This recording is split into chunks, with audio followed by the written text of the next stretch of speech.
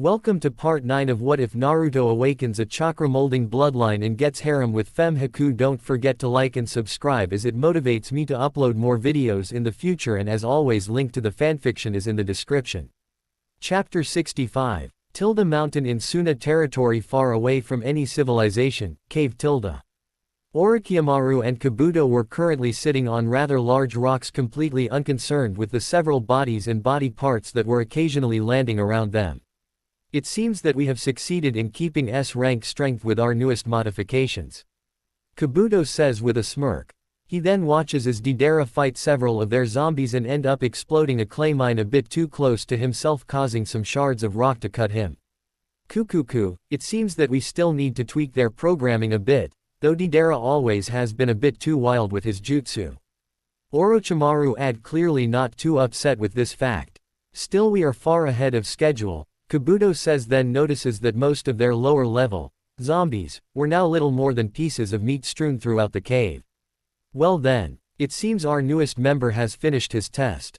Let us return to base and get started, Orochimaru tells Kabuto before quickly going through a few hand seals before slamming his hands onto the ground, summoning a few snakes that quickly began eating the chunks of meat in the cave, thus removing most evidence that there was anyone was in the cave. Kabuto says nothing about this and simply follows after his master after the man walked past him.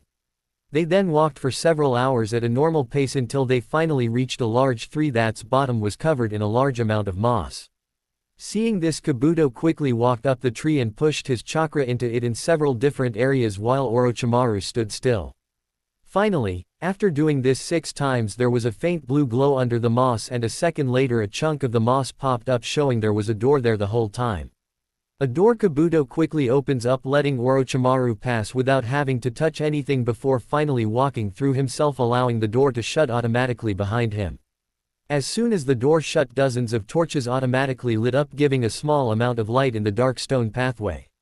Still, the creepy hallway didn't bother either of them in the slightest as they continued down various hallways until they finally reached a large room where several people in white coats were present, focusing on the various materials on tables strewn throughout the room. Reachers, can I have your attention? Kabuto calls out, making all of the men and women turn to him. With that being done, Kabuto turns to Orochimaru and bows. Thank you, Kabuto-kun. Now, scientist, as much as I hate to interrupt your studies, I have a task for all of you that must be done with utmost haste. Operation Black Blood is in need of immediate update in order to create the strongest army possible. Do this and I promise that all of you will be allowed to continue your studies without fear of retribution, Orochimaru tells them with a large smile. He then turns to Kabuto. I am going to do my own personal lab.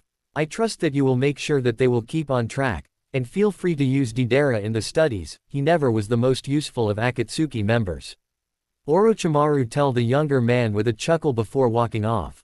Kabuto then moves to an empty table and unrolled a large scroll and released several scrolls from it. Here are several copies of our study. Now get to work, Kabuto orders the group before going to an empty area to begin working himself. For Orochimaru's base in this story, he has collected dozens of mad scientists to help him with his random tests. These scientists are all labeled mad due to doing research on topics or inwas that are frowned at by most people. Orochimaru gives them an area they can do whatever studies they wish as long as they listen to him and also help him out with his own studies as well. He keeps their trust by making them believe that he is fighting to create an area where they all could do their own studies without having any fear of people interrupting them or hunting them for it. Meanwhile, just like the rest of his subjects, they all are of minimal value for the snake, who would happily use them for anything he needs if the situation arises. All of the researchers then spent countless hours working on the Black Blood project, but sadly weren't making too much progress. Thankfully, Kabuto himself was able to use several of the team's failures to make a small amount of progress. Meanwhile, underground training ground. While Kabuto was working hard on working out the final quirks of their project, Orochimaru himself was carefully working on another part of his plan, which he was currently preparing what hopefully would be the final test. A test which currently had him painting an intricate seal slowly in a massive circle.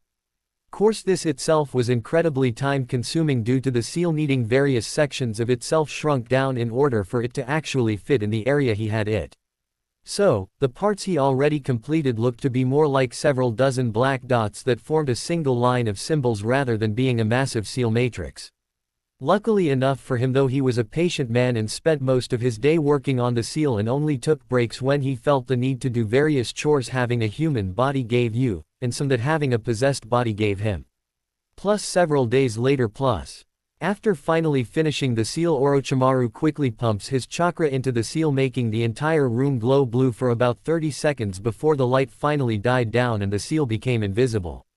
It seems that this seal works properly for at least the visible portion. Now I need to test the second section of the seal, but I will need to summon some minions for that later. For now my concern is that this seal took about an S-class jutsu worth of chakra from me and gave off a chakra signal that could easily be noticed. Not to mention that this seal took me too long to write to be truly usable in the way I want. So, it seems that no matter what, my seal will still need to be adjusted a bit more. Orochimaru thought, already trying to figure out different ideas in how to do just that. Meanwhile he walked to the throne he had in the room and sat down in the chair. He then turns his arm over, showing a small seal that he pushed chakra into, making the seal heat up. After a few seconds he stops pushing chakra through the seal and simply relaxes on his chair. A few minutes later Kabuto enters the room, bowing slightly to his master. "You called for me, Lord Orochimaru?" Kabuto asks him, finally feeling the warm sensation coming from his seal go away now that he was close enough to the master seal. "Yes, my seal is finally ready for testing. Will you please call Sasuke-kun here and have a squad of Daku look at bottom ready to face him?" Orochimaru ordered Kabuto. "Of course, Lord Orochimaru, but if he has not traveled since we last saw him, it will take around 3 days travel for him to reach this base," Kabuto told him before walking off. "Kukuku, soon enough, my plan is finally nearing its final stages. Soon the world will be in my grasp," Orochimaru muttered with a large smile on his face. After all, he waited years to get to where he is at now, and soon enough all of his work would be well worth all his hard work. He eventually decided to go back to his work, seeing as the seal still needs fine-tuning even if it does end up working properly. 4 days later several days passed, and while they were waiting for Sasuke to make it, both Orochimaru and Kabuto made a good amount of progress in their own studies. For Kabuto, he and the team of researchers were able to make it so that Deidara was able to fight a lot more like he originally did when he actually was himself. Though they did hit a snag at the fact that no matter what they did they were unable to heal him at all, and even their best healers' jutsus did nothing to help at all. Due to this he was in pretty rough shape, but like Orochimaru said, Deidara was far from the most important, strongest S-class missing ninja, so they weren't losing nearly as much value as the information they have gained. Meanwhile Orochimaru worked his seal down and was able to not only break it into sections but also now had it contained in 8 scrolls that in theory could be used to place the seal up anywhere without needing as much time as it took him to place the seal down himself. Now he currently sat on his throne with a smile that refused to leave his face, thinking of his plan, with Kabuto standing calmly at his side. They then heard the door open and saw Sasuke calmly walk into the room and lazily looked at the two of them. "Why did you call for me?" Sasuke asked both of them while clearly not too concerned. "Well, Sasuke-kun, I have worked on the curse seal and should be able to let it give you more power than ever before. So, if you would come here." Orochimaru tells Sasuke and watches as the boy calmly walked up to him and pulled down his shirt enough to show the seal. Orochimaru then pushed chakra into said seal and pretended to change the seal for a minute or two before moving away from him. "Now then, let's see how you handle this," Orochimaru said, then snapped his finger and 24 Daku come from around the room. Seeing this, Sasuke wasted no time in drawing his sword while ignoring the blue circle that appeared around them. What did surprise him though is that when he tried to activate his Sharingan he found himself unable to for some reason. His eye widened for a moment, but he quickly refocused on the task and quickly cut down the rest of his enemies before looking at Orochimaru with a glare. "I don't know what you did, but it managed to mess with my seal.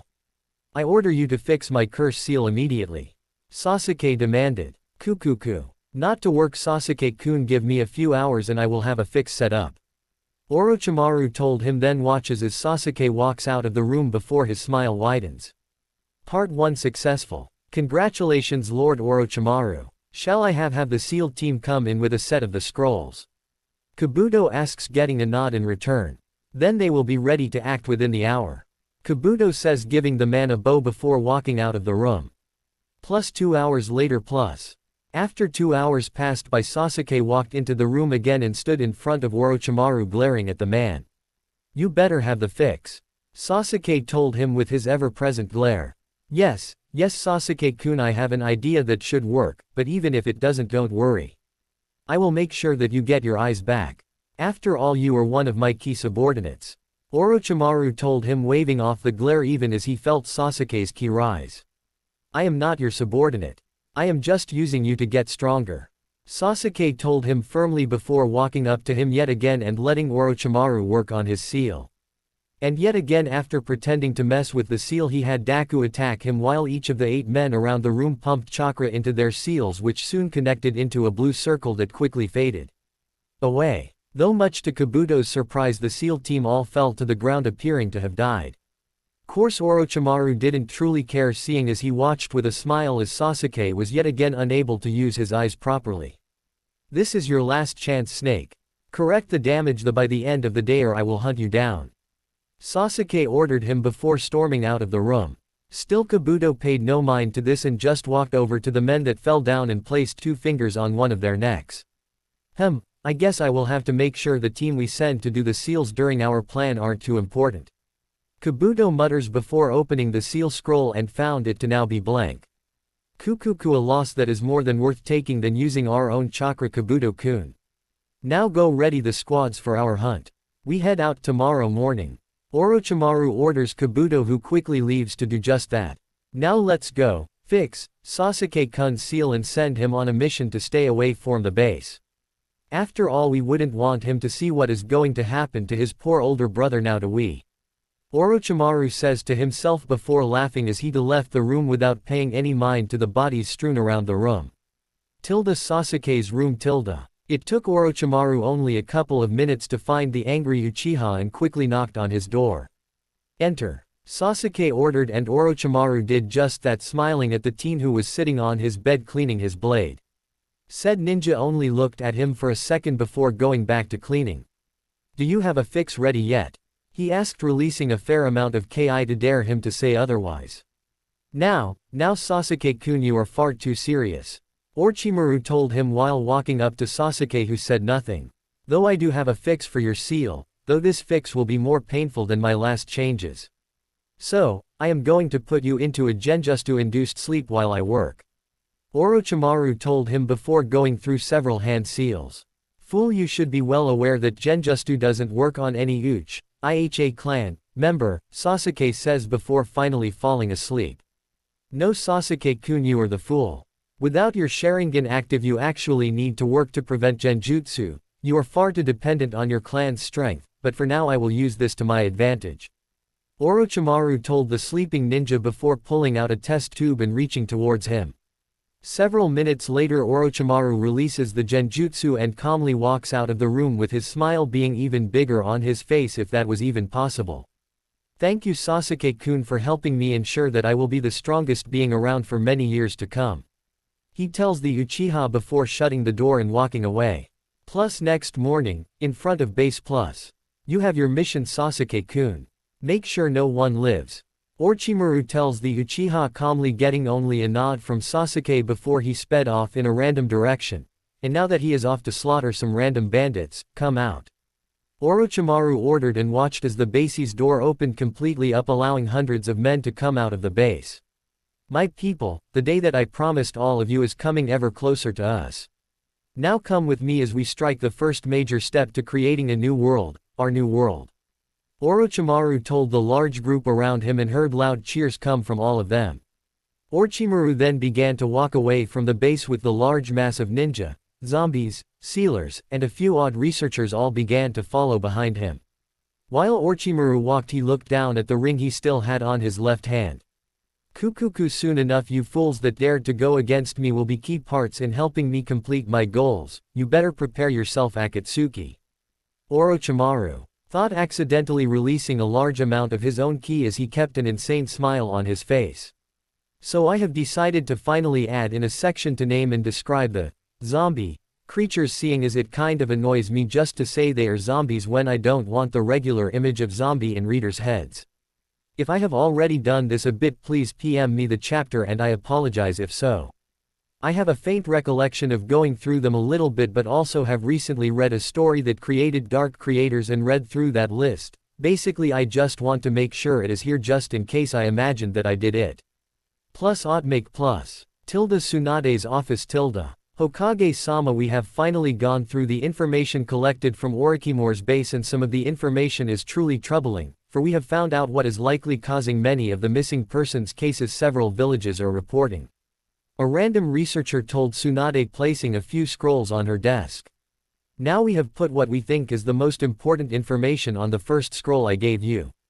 The rest of them contain more information from the base, but we find it to not be nearly as vital for the Land of Fire's safety. Still, please read through all of it and give us your instructions as soon as you can, Hokage-sama, the man told her, seeing as he, like everyone else, knew Sunade had a habit of glancing over stuff she found tedious. Hence why their team put the most important information as her first read, to at least make sure the Land of Fire's safety is properly managed. Not that they didn't trust her, they just didn't want her to overlook anything that could be found crucial later. Is that so? Well, let's just see what's got you so worked, Sunade mutters, then opened the first scroll. Project Black Blood, the study of a mysterious substance that Lord Orochimaru has found but deems necessary to hide the origin of. Substance is found to be highly infective when in contact with human blood, but shows little reaction when mixed with other fluids or unhealthy skin. For ease of mass understanding, this substance can be called black blood or kuro in future research documents. With permission, this substance has been injected into several test subjects from varying backgrounds and with various strength levels. Sample Set 1. Villagers taken from basic towns and cities who on basic examination have no access to their chakra nor a large enough amount to properly use. These samples were found to quickly transform into what we have decided to name Daku. They are the most basic of our black blood creatures and are found to only have signs of the black blood integration on a few parts of their bodies. Studies have found that Daku aren't much stronger than average Scythians and aren't capable of much more than basic motor function. Recommended to be used in cases where numbers are required and or to be sent to fight while main force escape. Sample Set 2. Samples that were previously found to be guards of towns or even basic soldiers of larger settlements. When exposed to black blood, subjects take only a few moments longer than Daku to have their bodies fully controlled. When transformation complete, subjects are found to have at least one complete limb's venous system visible with black blood. These subjects have been named Maina Daku and nicknamed Maku. Tests have found little difference in these subjects when compared to Daku, other than one Maku seems fully capable of defeating at least two Maku in battle. Maku capable of basic commands and are found to be able to use simple tools at a beginner level. Recommended to be used similarly to Daku but can be armed to last longer against enemies. Sample Set 3. This set is comprised of regular citizens who have proper access to their chakra systems and apparently use them to enhance themselves during day-to-day tasks. These subjects seem to be at a strength level of beginner samurai or genin, student level ninja. Subjects were capable of resisting black blood's infection for a few seconds using what is assumed to be their chakra reserves, but are unable to fully expel the substance from their system. When fully integrated with kuro, subjects visibly have at least one limb coated in a black color from kuro integrating further with the muscular system.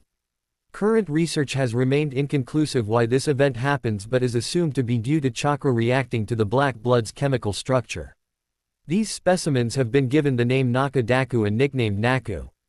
Upon controller's command, Naku appear to be able to use small amounts of chakra to increase their body's strength and speed. Subjects are found to be much more capable than previous subjects and recommended to be kept unless Daku and Maku are found ineffective. Sample Set 4. This set is comprised of experienced chakra users and those that could be considered around Chunin level in ninja villages. These subjects, while harder to collect, are to be preferred due to producing higher quality specimens. Samples from this set seem to be able to prevent kuro's infection process for at least 1 minute and are to be considered dangerous until subject remains still for at least 2 minutes. After successful infection, subjects are found to have black spots on their bodies in either both arms or legs with visible black venous structures. Successful subjects from this set were named Shuyonadaku and nicknamed Shuaku. These specimens appear to be able to use their techniques from their original powers but appear to be a bit weaker than originally found to be. Further research is recommended to try to strengthen Shuaku to at least their sample's original combat ability. All Shuaku are to be retained when possible and not be used without proper planning. Sample Set 5. This set is comprised of more experienced subjects that are found to be on par or previously named at least Jonin in ability. Successful subjects from this set are found to be even better than Shuaku and always have chakra flowing to all muscle groups around body, producing a constant strength better than even the strongest Shuaku in field tests. Subject when infected are found to be able to resist for several minutes but still remain mostly incapable of fully resisting Kuro's effect on the body. When in infection process, subjects are recommended to use Daku or Maku to inject Kuro into test subject, as most administrators are unable to retreat from subject before being fatally wounded by said subject's thrashing. Success is then decided upon after subject remains still for at least 2 minutes and responds to commands. Successful subjects from this group were given the name Okurisu Daku and nicknamed Okaku. After infection, visible examination of subject has found them to have their full venous system visible with black blood and large amounts of black patches over entire body. Subjects of this level are to be given to head researchers and are very valuable until proper production is set up. Okaku, like Shuaku, are found to constantly enhance their bodies with chakra but are capable of more advanced techniques and capable of using more chakra-based attacks. Sample Set 6. Orochimaru's personal research subjects. Our master has informed us that he has named these subjects Ankoku Kyo and we have nicknamed them Anaku. From the specimen I have seen, these subjects seem to have their entire venous system visible as black blood like Okaku but have a lot more muscle and skin dyed black. The most notable feature of these subjects seem to be completely black eyes. Abilities of this group are currently unknown and are kept secure by only a few people Orochimaru-sama and Kabuto-sama have deemed worthy. Basic researchers are required to never ask about or try to study these subjects unless properly instructed. From personal prodding, I have found these subjects to be capable of ignoring regular handlers' orders, but I am unsure of reasons. And leaving this one here, seeing as I can't validate S-rank soldiers being worked on anyone but the top brass in the Sound Village. Not to mention there can't be nearly as many of these created. But description during message will be used over the AN description due to me liking it more. Ankoku Kyo, Anaku, Cage, S class. People Orochimaru was able to beat, get lucky in collecting. Each person found is recognizable simply because they are well known in Bingo Book.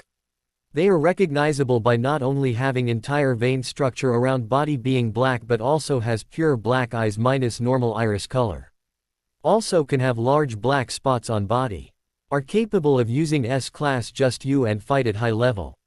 Are very dangerous and only a handful of these are in Orochimaru's army. Research Set 1. Test group from Sound Village volunteers and personal ordered to help. No subjects from outside sources are to be used in this set and all members are to be kept track of. If sample from this set tries to escape from the Sound Village or fail to follow orders, they are to be immediately terminated and assets repossessed. These subjects are injected with an unknown compound that Orochimaru-sama's head research group are working on developing.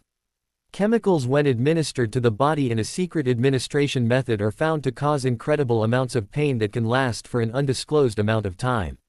Subjects' body's adaptation to the chemical is found to be at various rates depending on many unknown variables.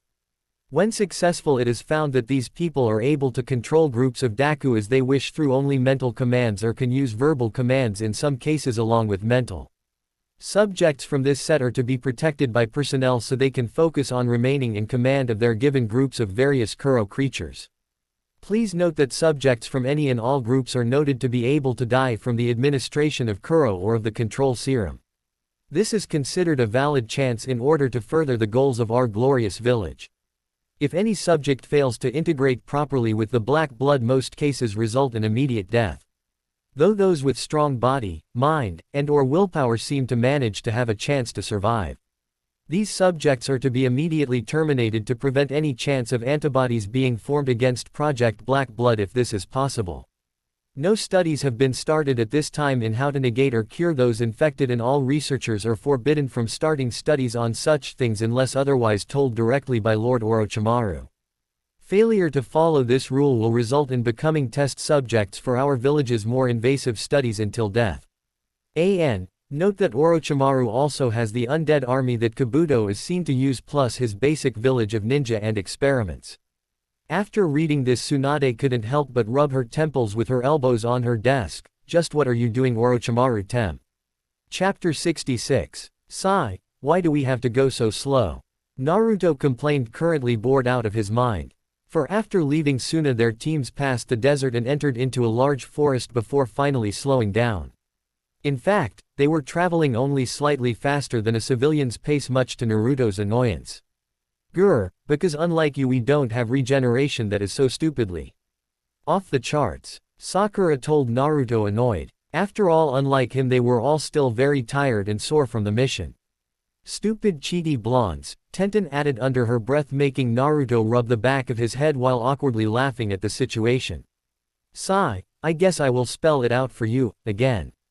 Due to all of us being injured and tired from our fight, still we plan to go slow during our trip back to the village to not push ourselves even more. We are going slow. We only traveled at a normal speed before to get out of the harsh desert temperatures. Sakura told him. And with that being said, they continued their journey with Naruto wisely not complaining, if only not to get hit by an even more angry Sakura. Luckily enough though, due to them traveling slower, they were only able to reach a small village before it started getting dark. Due to this, they ended up renting a few rooms for the night instead of having to sleep outside. Man, it has been a while since we have been in Konoha. I am gonna have to treat the girls when I get back, Naruto thought as he laid on his bed thinking about each of the girls. I wonder what they are doing, he thought before finally shutting his eyes to get some rest. Plus Hyuga compound, training ground plus. Hanabi was currently spending her time throwing loads of sharp objects at a training dummy that she stuck a piece of paper on. Said paper had a crude drawing of a spiky-haired man with a smiling whiskered face that currently had several kunai sticking around it. Stupid whiskered bastard, not staying out of my head, she grumbled while throwing even more at the dummy. For much to her annoyance, she couldn't help but notice that ever since she started talking to Moegi about love and other matters, it was beginning to annoy her that she couldn't even read her books without picturing the blonde in them as well, much to her embarrassment. Stupid jerk getting stuck in my head. Why can't he just stay out of my life? I mean, who cares if he has a cute face, is super kind to everyone, looks handsome, treats me, ga. Damn you, she thought, throwing her weapons even faster until she eventually went to reach for more only to come back with an empty hand. What, out already? She asked herself, only to look over at the human-sized wooden dummy that looked to be coated with metal. Oh, sigh. I suppose I should talk to someone about this instead of just denying it, but I don't want to hurt Sis's relationship. Hanabi thought before beginning the annoying process of pulling out all of her weapons from the dummy, one of the reasons she decided to finally talk to someone instead. Hinata's room, light lime in beginning, italicized, tilde. Oh Raso-kun, Akika called out in surprise. She then walked up to her naked friend and gently placed her hand on his chest.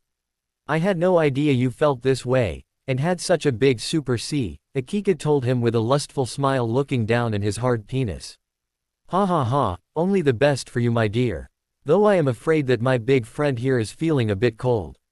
You wouldn't happen to be able to warm him up, he told her, making her laugh. She then reached down and gently began stroking his penis, making him groan. I suppose I would be able to help out, she told him before pulling back and pulling off all of her clothes.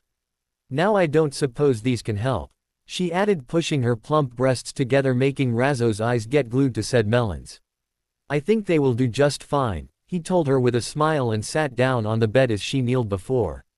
Knock knock knock, lime end, sigh, of course they come right at a good part. Oh well, it wouldn't have been as good as the real thing anyways, Hinata thought before quickly throwing on some clothes. Come in, she told the person and saw Hanabi enter her room. What do you need, Hanabi-chan? Hinata, nay, I have come for advice, Hanabi told her, unusually shy. What's wrong? Hinata asks, sitting up, and let Hanabi sit on the bed by her. Well, let's say that I know a girl who like a guy that is dating someone close to her. Okay. And this girl tried to stay away from said boy for that reason but can't keep her mind off of it. What should she do? Hanabi asks with a small blush on her face. Well, that is tough to say. For while it may hurt her, I would tell her to try and figure out what she likes about the guy and try to find someone with similar qualities, and if her friend ever breaks up with the man then maybe she could try being with him after talking to their friend. Hinata told her, seeing as while she wanted to say go for her love she knows that would only end the friendship, thus leaving no perfect answer. Now care to tell your Nei-chan who caught her little sister's heart? Hinata asked her sister, who simply blushed even more. I can't, Hanabi mumbles, looking away from her sister. Hinata then got close to the girl and gave her a loving hug. You can tell me anything, Hanabi-chan. I promise that I won't tell anyone or get mad at you. Just let me help you. She told her, gently rubbing Hanabi's back. It's Naruto, Hanabi mutters so quiet that Hinata couldn't hear. What was that? I said it is Naruto-kun, Hanabi tells her, finally loud enough for Hinata to hear. When Hinata did hear it, she at first was surprised before finally beginning to giggle. Hey, you said you wouldn't react. Hanabi told her sister angrily, though to be honest she expected her to be yelling at her or something. I'm sorry, Hanabi-chan. It's just that I never expected your first crush to be Naruto-kun. Hinata admitted, though this does work out. After all, due to him wanting to be just like his boss, Konohamaru-kun has a lot of the same attributes that Naruto has and is closer to your age. Hinata suggested. Course Hanabi just shook her head negatively. Konohamaru is a friendly and all, but he seems to just be copying Naruto rather than being his own person. Besides, it seems like Moegi might have some sort of crush on him, Hanabi explained, making Hinata nod. Anyways, I am sorry, Hinata. I promise that I won't wreck your relationship. She adds. Actually, Hanabi-chan, you can actually date Naruto-kun if you really want to. You see, he is actually under CRA. Hinata told her with a small smile. So, if you really want to date him as well, I will allow you to, but I have some rules for you. 1. I want you to make sure that you do actually love him and don't just have puppy love. And 2. Nothing over simple hugs and kisses until you are at least 16. Hinata told her. But didn't you do more than that? Hanabi asked, making Hinata blush. How did you guess that? Hinata asked. Because you looked like they do in the book a few times. What do you mean? Well, a few times you come into the clan compound looking to have a wide smile on your face and just seem brighter, for lack of better words. Hanabi explained, causing her sister's face to turn completely red. Just don't worry about that. Now, do you want to date Naruto or not? Hinata told her, trying her hardest to force the blush down. Thankfully this stopped the questions and instead just made Hanabi nods.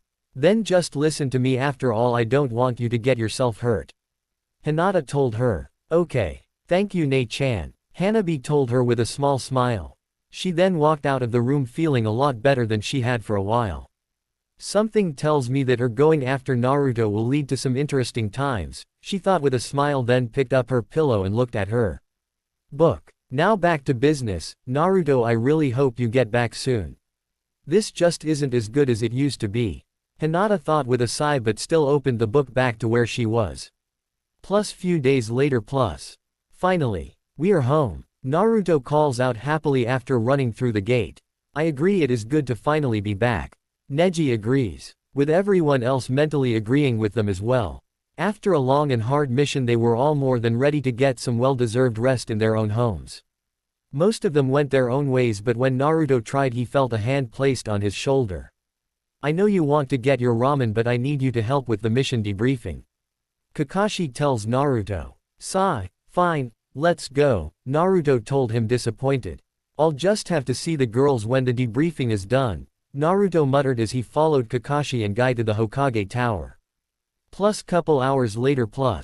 Well, that certainly was an eventful mission for both of your teams. Congratulations on completing what would be considered an S-class mission. It is also good to hear that 2 of the Akatsuki members are dead. Sunade told them before looking over to Naruto with a glare. But you need to work on keeping yourself in check. We can't have you letting the Kyuubi make you run wild no matter what. You know exactly what you are capable of doing when you aren't in control. Sunade added, completely serious at Naruto, who now was looking at the floor.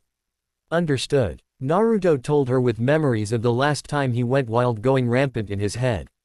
With all due respect Hokage-sama, while he did go wild a bit, he was nowhere near the point he would actually attack us, so he did manage to hold back the beast a bit. And seeing someone you hold close to death being disgraced would make anyone get angry. Kakashi tells her, "Sigh, I suppose you are right, good job brat. But you do need to still work on it." Sunade told the blonde, relenting her glare a small amount. At least Suna mentioned that they would be sending us some of the profit from turning in the missing ninja, and our relationship with them is better than ever. So, all in all, good work on the successful mission, now go take a well-deserved rest. Sunade told them, and with that all three of them left the office. Yash, who is up for a relaxing jog around the village to celebrate? Guy asks with a large smile. I have to go see how people are doing. But Kakashi-sensei was telling me that he has been wanting to challenge you again for a while now. Naruto told the green-suited man before speeding off. Damn you Naruto. Kakashi thought as he heard Guy scream, Yosha. On the top of his lungs. Well, I doubt I can get out of this one. He thought with a sigh. Konoha Main Road. Hinata was currently walking around Konoha rather bored. For the last few days, she was focused on reading the newest Ika whenever she had time for it. Sadly, while she was able to enjoy the book, she was a bit disappointed that she still couldn't enjoy her time as much as the real thing. For those of you who can't figure it out, I doubt there are many, please remember that her clan are all fans of Ika and enjoy both reading them and using them as material for another kind of enjoyment. Not to mention that they are perverse and some have a larger sex drive than normal. Sigh. I suppose I should go to one of those stores to get something a bit better than just my hands just don't cut it anymore, but I hope a few stores won't question why I have to use a henge. After all, there is no way I could live down being seen in the store. Hinata thought as she continued to walk with no real destination in mind. Though when she passed the cage tower she saw a familiar patch of blonde hair. The store can wait. Naru-kun can more than help this urge my book has built. Hinata thought with a smile. She then rushed over to said blonde. Naruto-kun. She calls out happily, making said blonde turn around just as he was enveloped in a large hug. Hee. I missed you to Hinata-chan. Naruto told the girl with a smile on his face as he returned the hug. I am glad you are back safe and sound. Is Gaara-kun safe? Hinata asked, having heard of what his mission was. Yup, technically. I mean, this mission didn't go exactly as I thought it would, but in the end it mostly went good. Naruto explained, not wanting to go into exact details in the middle of the street. Well, it is good to hear that it went mostly good, so how about we go celebrate? Hinata told him before whispering the last bit into his ear seductively. Hinata-chan. Naruto called out with a blush on his face. You don't want to? She asked with a small pout. No, it's just. Naruto began only to get cut off by a finger. Good, then let's go. Hinata told him, then grabbed his hand and began pulling him away from the tower. She then quickly brought him to his own room and waited impatiently for him to unlock the door. As soon as he did so, she happily pulled him into the house. Hinata-chan, I just got back. Are you sure you want to go straight into sex? I mean, I could take you out on a date or something. I mean, I planned to do so soon anyways. Naruto told her, only to look surprised at the fact that she almost seemed to glare at him for saying that. She then pulled her clothes off, leaving her only in her underwear. I was the one to ask. Now are you willing, or are you going to make me do it myself? Hinata asked with a cute pout. Well, if she is sure, then who am I to complain? Naruto thinks happily with a blush. After all, seeing a near-naked woman ask to have sex with you would make any healthy man hot and bothered. With that in mind, he quickly took off his own clothes while Hinata finished taking hers off. In case you haven't figured it out, lemon warning. After they both took off all of their clothes, they still remained standing in front of each other with both happily soaking up the image of each other. Until Hinata felt it was long enough and squeezed her large breast together. So, shall I get you warmed up? She asked with a sultry smile. Sure, Naruto muttered with a blush. She then slowly walked up to him and pushed him back so he was sitting on the bed. She then got onto her knees and placed Naruto's hard member in between her breast. Squeezing them together as hard as she could, she began pumping Naruto's cock while sucking on the tip, with Naruto's moans only pushing her to work harder. Soon enough she felt his hand on the back of her head and would have smiled if her mouth wasn't already busy. Damn it, Hinata-chan, what has gotten into you? Naruto groaned. After all, while he knew she had a perverted side, she seems to be going stronger than she has been before.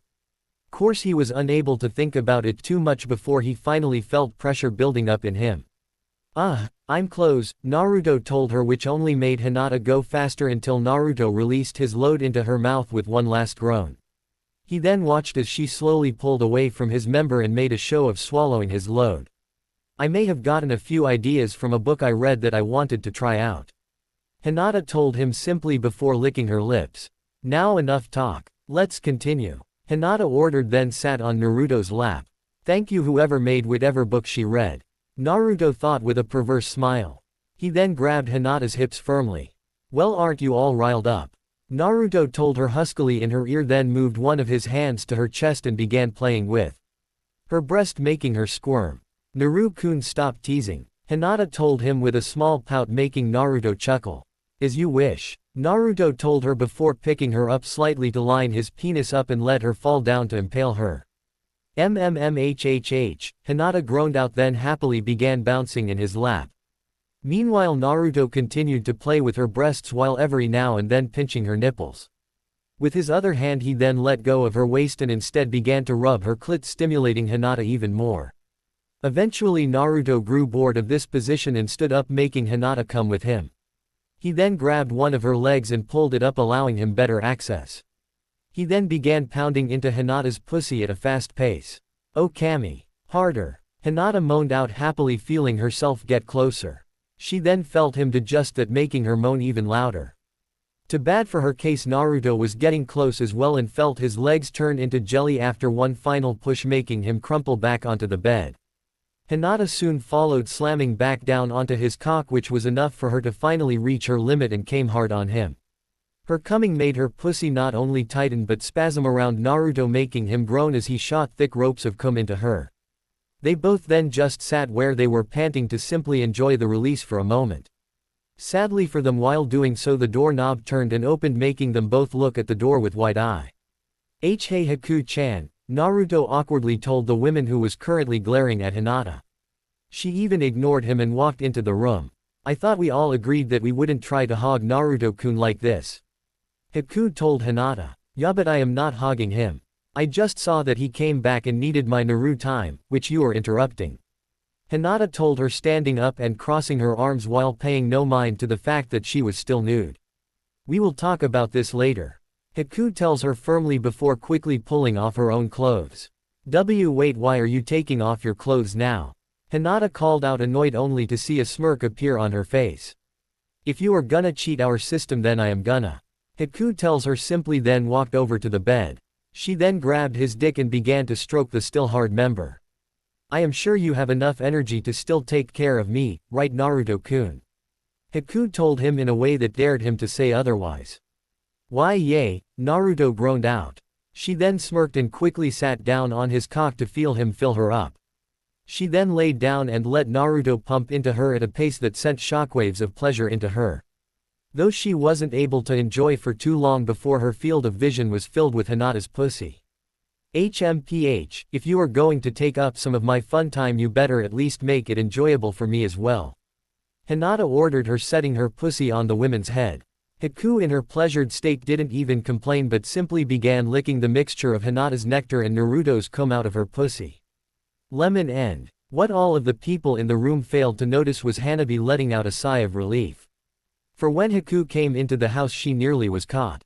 In fact, it was only thanks to the woman first dropping her stuff somewhere that made her aware of her presence early enough to hide. As soon as Haku entered the room she quickly retook her position, looking through the door from just a small crack. For the entire time Hinata and Naruto were at it, she was watching with a heavy blush on her face. I never thought the real deal would be like this, and it seems really enjoyable from the look on Hinata-ne's face, Hanabi thought, now feeling very warm all over. Plus I never thought that threesomes would actually happen in real life, I thought that was just the perverted writer's fantasies. She couldn't help but think in amazement as she watched it play out right in front of her eyes. She continued to watch happily until she heard a loud moan breaking her focus. She immediately looked around herself trying to find where the sound came from until she finally noticed one of her hands had entered her panties and began to play with her private area. I think I might have to break Sis's rule if I get the opportunity. Hanabi thinks, quickly pulling off her own pants as she returned to watching. But for now I will just enjoy the show, but I have to make sure it won't be visible during my trip to my room later, Hanabi thought with a perverted giggle that was thankfully drowned out by the love-making going on in the next room. Now I would like to admit to all of you that I did make an error. I went through the hassle to bring Fu to Konoha fully planning on giving her more of a part in the story, only to forget about it completely until Shadow 201 reminded me. So, I am thankful for that, Shadow. That would have been a real annoying error for me to find out after I finish this story or something. At least now I was able to salvage it in a way I am happy with and didn't need to update loads of chapters, something that would take me quite a while. Now I will be quite honest and say that I did have a partial desire to make Shino be the one that was gay. Now this wasn't because of any preference other than partially wanting to at least attempt at making a gay, homosexual character. But I decided against it simply because besides have a couple of friends that are gay, I know nothing about them, not that I truly want to learn really. So, while I decided I don't mind reading stories that have some characters like that, but I am gonna not try to write it myself due to not wanting to insult people by making them sound too stereotypical. Also for Hanabi, I would like to remind you that I did make her a bit older in this story. In fact, in this story is that she is right now 13 while Naruto and the rest of them are around 16 years old. Finally, as for the sex scene, I would like to note that I am not making Hinata some sex-crazed women. She is perverted though and often likes to imagine Jiraiya's books being acted out between her and Naruto. A few days of doing this with a lot of your free time would make anyone want a real release. If it bothers any of you, then well, I guess just don't read that section, seeing as I don't have any intention to make her sex-starved for the rest of the story or anything. Just a bit of fan service which might not have been the best, but I don't really care. I have no desire to write stories that are only porn-filled. Well, for now I guess Yane. Underscore plus plus plus oddmake plus plus plus underscore Naruto and his girlfriends at a restaurant underscore. A while after coming back to Konoha, Naruto called all of the girls to a restaurant for a nice dinner when they all had time off on their schedules. So, they all currently sat around a rather large table with the restaurant around them being rather empty. After all, this restaurant prided itself on letting important meetings go on with less chances of interruption. So Naru-kun, what is this surprise about? Ino asks, seeing as this really was one of the few times Naruto called for all of the girls to come out. After all, while they did go on dates and things like that, those mostly were one-on-one appointments rather than a group activity. Hee, well, you girls didn't think I would leave for a while and not get you some gifts, right? Naruto told them with a wide smirk, getting all of their attention. He then pulled out a scroll and happily began to unseal various items. The first things that came out were a few books that mostly looked rather plain. Still, Naruto happily handed them to Hinata, who looked at them confused until she opened them up and began reading. A few seconds after that, her eyes widened and she began skimming through the whole book rather than just the first few pages. Thank you, Naruto-kun, she told him, very happy with her gift. For what he gave her was recipes about various sweets that he came across during his travels around the elemental nation. Something that for a sweet lover would be a great time sampling. Hee, you are missing the last book, Naruto told her, bringing her attention to the last book on the pile that had a simple cover blocking her view of any title or image. So, she set down her recipe book and opened that book and quickly began to blush. How did you? She began, shocked only for Naruto to stop her. Just look at the first page, it is the most important, he told her with a small smile, so she did just that and found a small slip of paper. Dear Hinata, Eros Sennin told me that he apparently knows that the Hyuga clan are avid lovers of his books. Don't ask me how he knows this, for I didn't want to know. Anyways, he said you would probably like this and handed me his newest book, which is supposed to come out sometime next year. He just asks that you don't show anyone else until sales start. Oh, and if you don't like this, please note that it was mainly his idea. After reading this, Hinata smiled, a small bit unsure how to feel about their secret being out. Still, she pushed that to the side and looked at Naruto.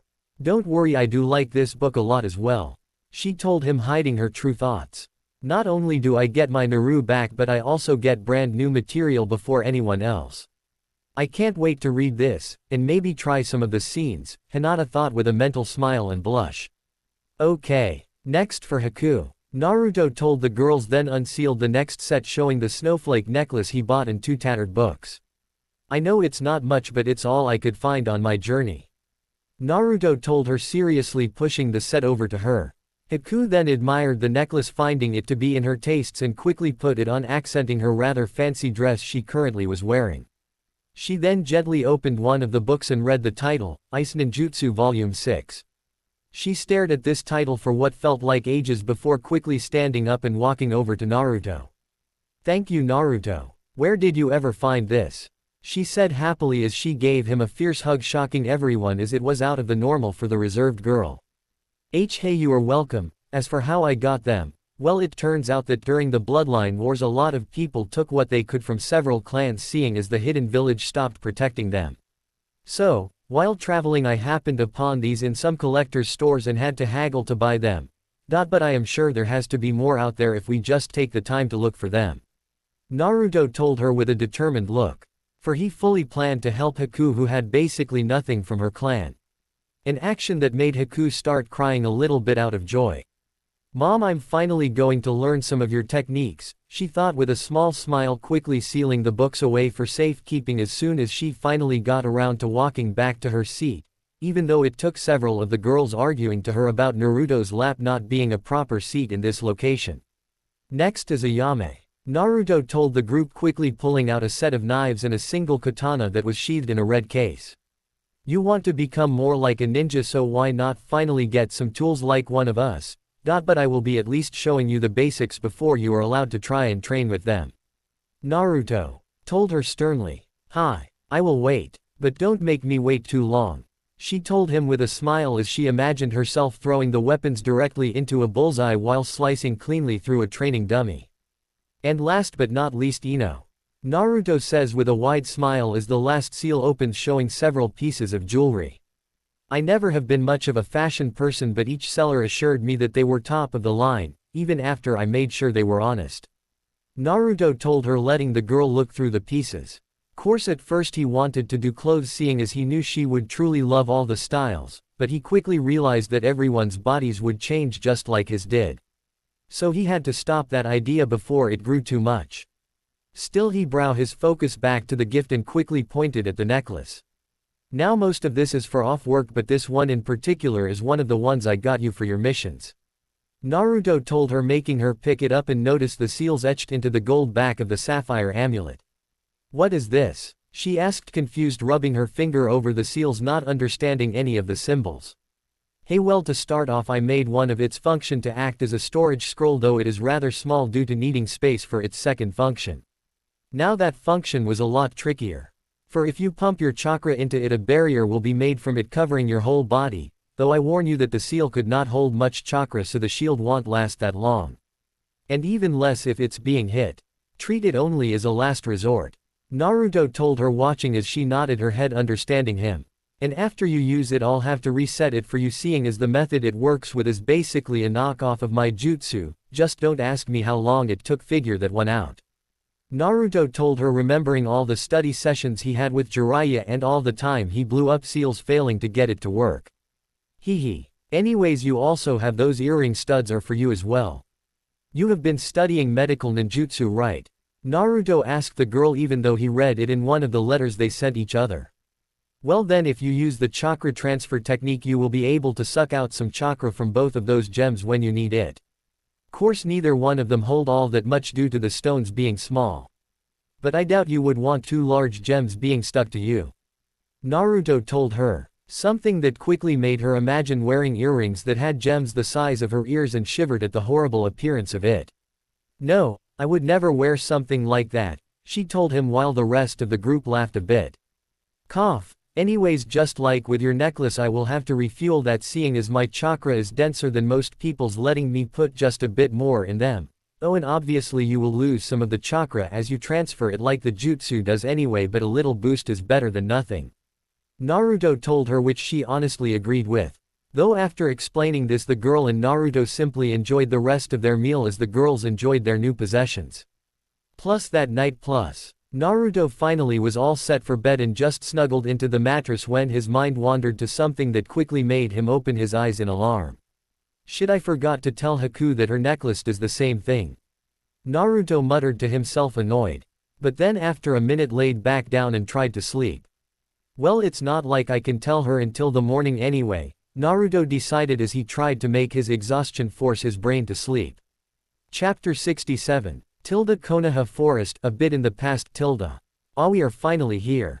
Fu says happily as she rushes toward the hidden village. Yes Fu, you are finally here. Chomei tells the girl, though I hope they are as welcoming as Naruto-san said they would be. Chomei mentally adds but simply watches as her container rushed towards the gate. Hello, what brings you to Konoha today? The guard asks Fu kindly when she reached them. I want to talk to someone about joining this village. Naruto-kun said that it was a good place so I have gotta see it. Fu tells the guard, for she has explored more than enough for her own tastes and finally wanted to settle down in a village yet again. After all, everyone wants a home, just in her case she wanted a hive. Okay, well, we will happily take you to where you need to start that process. But first we need to know if you plan on being a ninja here or a civilian. The guard explains. Ninja of course, she tells him with a smile. I just hope it doesn't end up like last time, she mentally added. Hey, well then let's get you started. The man told her, then had her follow him to a building that was relatively close while another man took his place. Fu then went through various paperworks and tests to make sure she was safe for the village. Hokage office, Sunade equals. What did you say this girl's name was? Sunade asked the man that came to inform her of the newest applicant to the village. Fu, the name she told us was Fu, the man told her simply. Fu, huh? I am pretty sure I heard about her from Jiraiya a while back, what was it? Sunade thought for a moment, then had her eyes widen. She was the brat Naruto made friends with that held the 7 tails. Sunade eventually remembered. Bring that girl to me at once. Sunade told the man. What? But it hasn't even been decided if she is a THR, the man began before a loud bang made him jump. I said now. Sunade told the man with one fist on her desk that now had a few cracks around where her knuckles rested. Yes ma'am, the guy said, rushing to do that. Plus 10 minutes later. After only a few minutes several employees quickly brought Fu to the office and quickly bowed out of the room, leaving only the confused girl. So Fu-san, you wouldn't happen to know a teen known as Naruto, would you? Suand asked her calmly. Yay, I do. He was one of the few people that wanted to become my friends, not to mention the first person I have ever met that is like me. She told Sunade happily. Fu-chan, do not give out the information that you and Naruto hold as demons. It will just put you at risk. You are lucky it's the village leader who we would have had to explain to anyways, but no one else. At least until they can be trusted. Chomei scolds the girl. Sorry, Fu mentally told Chomei, who just nodded, glad she at least understood. Good. So you are the girl that pervert was talking about. Now do you really want to become a ninja here after all you have gone through? Sunade asks the girl. Hi, while yes I am nervous, I still do need to make a living somehow. Besides, Naruto-kun told me that there are a lot of nice people around here. So, I am willing to restart my life here, seeing as I already have at least one friend I can trust. Hey, well, glad to hear it. And while we aren't gonna complain about having another Jinchuriki protecting us, we still need to follow the proper procedures, understand? Sunade tells the girl, who gives her a nod. So, you are going to be carefully watched, even more so than other ninja that would join simply because of your threat level. But I promise you that I will make what you contain something that is on a need-to-know only basis.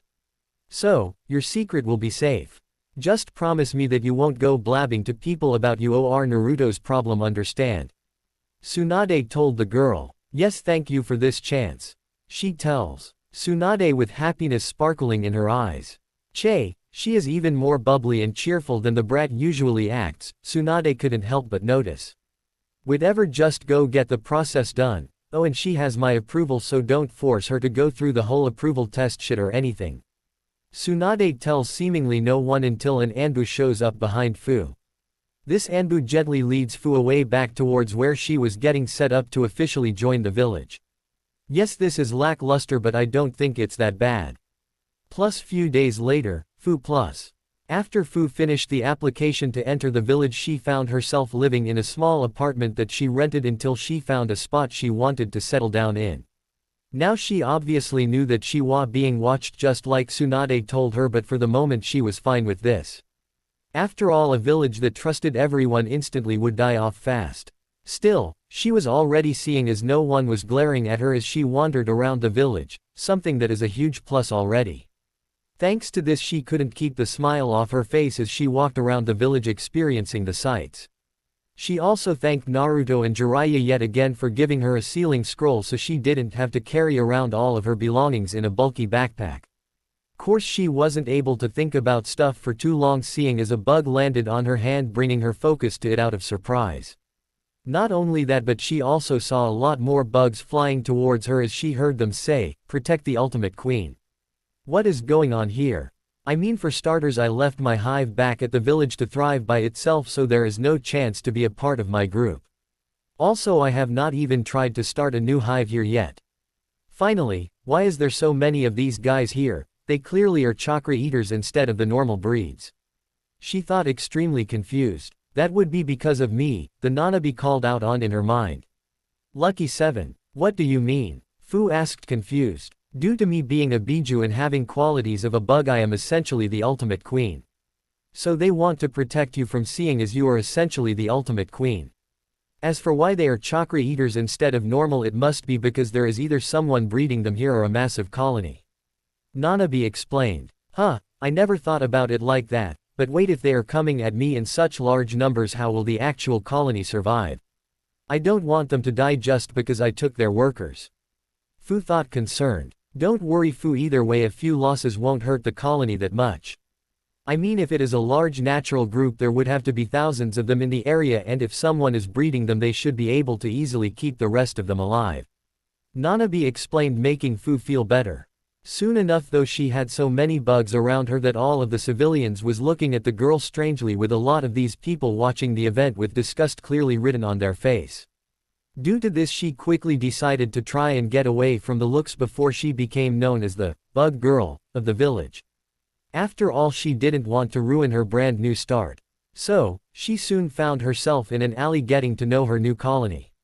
Well, I guess even though I may seem a bit weird to the civilians here, but at least I have a home defense team, and I do feel a lot better having a team to fight with. Now I just need to get an apartment soon so they have a place to stay. Fu thought, quickly going towards where she was recommended to look after making sure her colony stayed out of sight of the civilians. Course she knew she was being watched thanks to said bugs, but she ignored it, figuring that it was an Anbu keeping an eye on her. Aburame clan compound. Shibi was peacefully working on some paperwork when a clan member came into his office, clearly only in their opinion concerned. Shibi-sama, a large portion of our Kikaichu bugs have left the compound for some reason, he told their leader. Have we figured out where they went? Shibi asked, now both concerned and confused. No, but we have several clan members looking around Konoha to find the reason. The member informed him. Good, make sure to send out about half of our clan members to help with the hunt. Meanwhile, the reset of the clan work on figuring out our loss and begin preparations to rebuild our population if they cannot be returned. Shibi ordered the man, who gave a quick nod before heading out to tell the rest of the clan their orders. After all, they needed to find the thing that was capable of drawing out their normally peaceful Kikaichu who used to listen to them. Surprisingly enough, it only took the clan members only a few minutes to find where they went, seeing as it wasn't too hard to follow bugs that traveled in a cloud. So, they quickly sent a member back to get Shibi to show him the reason they found, even though it really didn't make much sense to them. Few minutes later. Shibi quickly followed his clan member towards what they claimed to be a shocking reason, that their Kikaichu went wild. When he finally made it to where several of his clansmen were already looking at the problem. So, what is the problem? Shibi asked the men and women standing on the roof, and then saw as they simply pointed down into the alley below them, where he saw a short girl with mint green hair standing in the middle of a cloud of their bugs, apparently not bothered by them at all.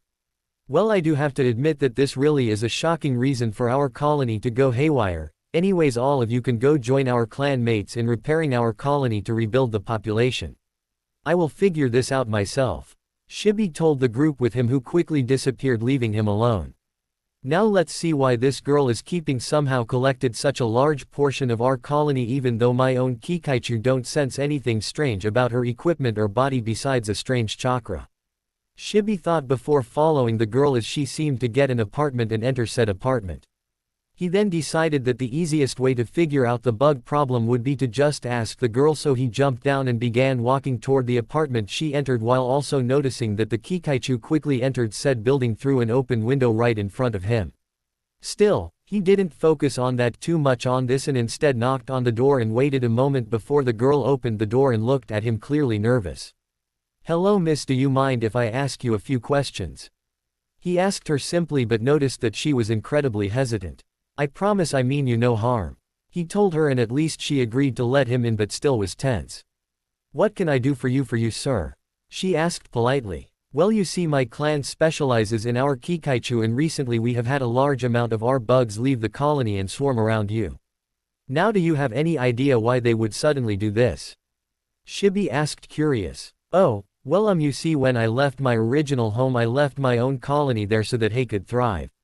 Sadly it seems that I have an ability to call in pieces of other colonies to protect me. I am sorry that I stole some of your colony. I will try to repay you, I promise." Fu told him, actually feeling a bit bad now that she technically stole their weapons accidentally. "No, we will be able to repopulate our colony soon enough, but if you wouldn't mind giving some information about how you accidentally called them. The only thing I could think of would be that you somehow made yourself seem like a stronger queen than the ones in our colony," Shibi told her, making her even more nervous. Yeah, I have no idea about that." Fu lied to him, though he clearly didn't believe her. "That logic seems flawed. In fact, the only way that I could logically make sense of this would be if you were the container for the seven-tailed Biju," Shibi told her, then noticed her tense up while the colony that was created to protect her was buzzing in irritation. Clearly, she ready to fight, making him need to calm her down before it came to that. "Now please calm down, I don't mean you any harm, I was just curious, seeing as this would be the only answer that made sense. Also, for the record, I don't have anything against Jinchuriki. In fact, the only reason I came to this conclusion so fast is due to how some of your chakras seem similar to our known Jinchuriki," Shibi explained to her. "So you don't mean me any harm?" she asked, cautious, but sadly couldn't really even defend herself if she wanted, seeing as this man was clearly someone of importance in the village. "This is correct, though if you don't mind. I would be interested in figuring out the effects of the Hanabi on our colony, and basically I wish to use your abilities and expertise on bugs to help my clan. In fact, you are more than welcome in our clan compound to learn and work with the colony," Shibi told her, making her gain a wide smile. "Really? You will let me work with your colony?" she asked happily, seeing as she never had anyone to share her interest with before, making his offer far too good to pass up. She then watched as he nodded his barely visible head. "We welcome anyone truly wanting to work and study with bugs," he told her with a small smile that she couldn't see due to his clothes. "Yes. I barely am here for a few days and I already have a better home, a village that doesn't completely hate me, a great friend, and the perfect place to go play and learn about my precious bugs. Man, those damn humans should have banished me ages ago if it would let me go to a heaven like this," she thought happily while letting a few bugs calmly walk around on her hands. After being told of what basically sounded like bug heaven, Fu had to see it for herself. So, she quickly got prepared with a few basic things before running off to find where the largest population of bugs were in the village. Due to this, she quickly made it to the Aburame clan compound and quickly asked the guards to be let in, which they almost immediately allowed. She then happily walked into the building where she saw what to her looked like paradise. There were bugs flying around everywhere, with containers protecting habitats of queens of many different types of bugs. Not only that, but she could sense that all the bugs in the building were very happy with what was given to them. So, all in all, she couldn't stop looking around the building she went past with awe on her face as she was brought to Shibi's office by a clan member that was waiting for her inside. Though when she got the office, she was sad to see that it was clear of all things bug related and instead looking like what one would expect any normal office to look like. She also noticed that on the other side of the desk from Shibi was a man that was almost completely covered by his own jacket. "Wow, Shibi-san, this place is amazing," she told him happily with a large smile. "The only thing that isn't heaven on earth for bugs is this office, it seems." She added, "Well, seeing as most others aren't as loving as bugs like we are, I needed a space where I could conduct the business that a clan leader needs to do without having my meetings be interrupted by them constantly watching to make sure they don't get touched by a bug." Shibi explained, "Though we thank you for the compliment of our compound. We work very hard to make sure this place is as perfect for them as we possibly can. In fact, my son Shino and I were just talking about ideas to make this place even better for their growth." Shibi explained, leaving out the fact that they were doing this so another massive loss like this one, even though it was highly unlikely, would never happen again. After all, without bugs they couldn't fight properly. Meh, I will never understand why anyone would hate bugs. I mean, they are so useful and amazing. She told them honestly, clearly still very excited and happy, causing both men to mentally chuckle. She is like a female Naruto, though a lot smaller than he is now, Shino thought, though to be honest the fact that she is a bug enthusiast makes her maybe a bit better than my friends. Shino thought, happy to know that even people outside of his family liked bugs just as much as he did. Now how about Shino gives you a tour of the compound, seeing as it is so rare that we get someone so excited to see our colonies. Shibi told her, causing her to cheer and look over to the other man in the room, and when he instantly didn't start moving to get out of his seat and let her look around, she quickly grabbed his hand and with strength that surprised Shino began dragging him out of the office. "Come on, what are you waiting for? We need to go see more of the bug heaven," Fu told him happily, nearly pulling the surprised man off his feet while Shibi smiled at this event.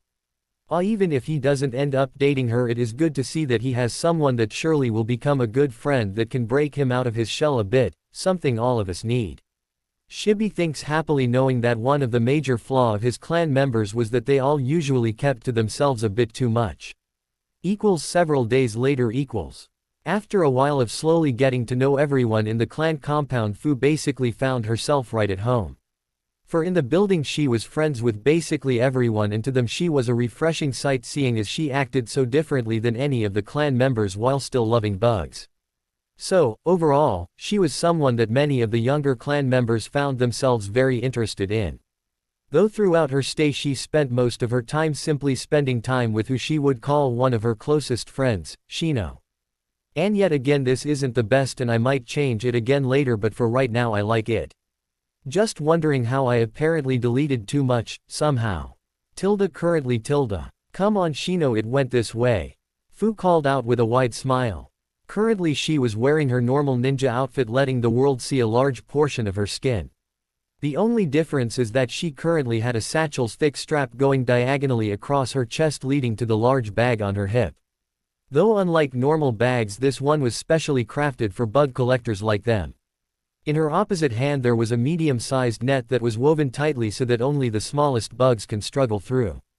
Coming, Shino mutters, quickly walking in the direction she was rushing over to. He, just like her, was in his normal gear, only with another bug-catching kit on him.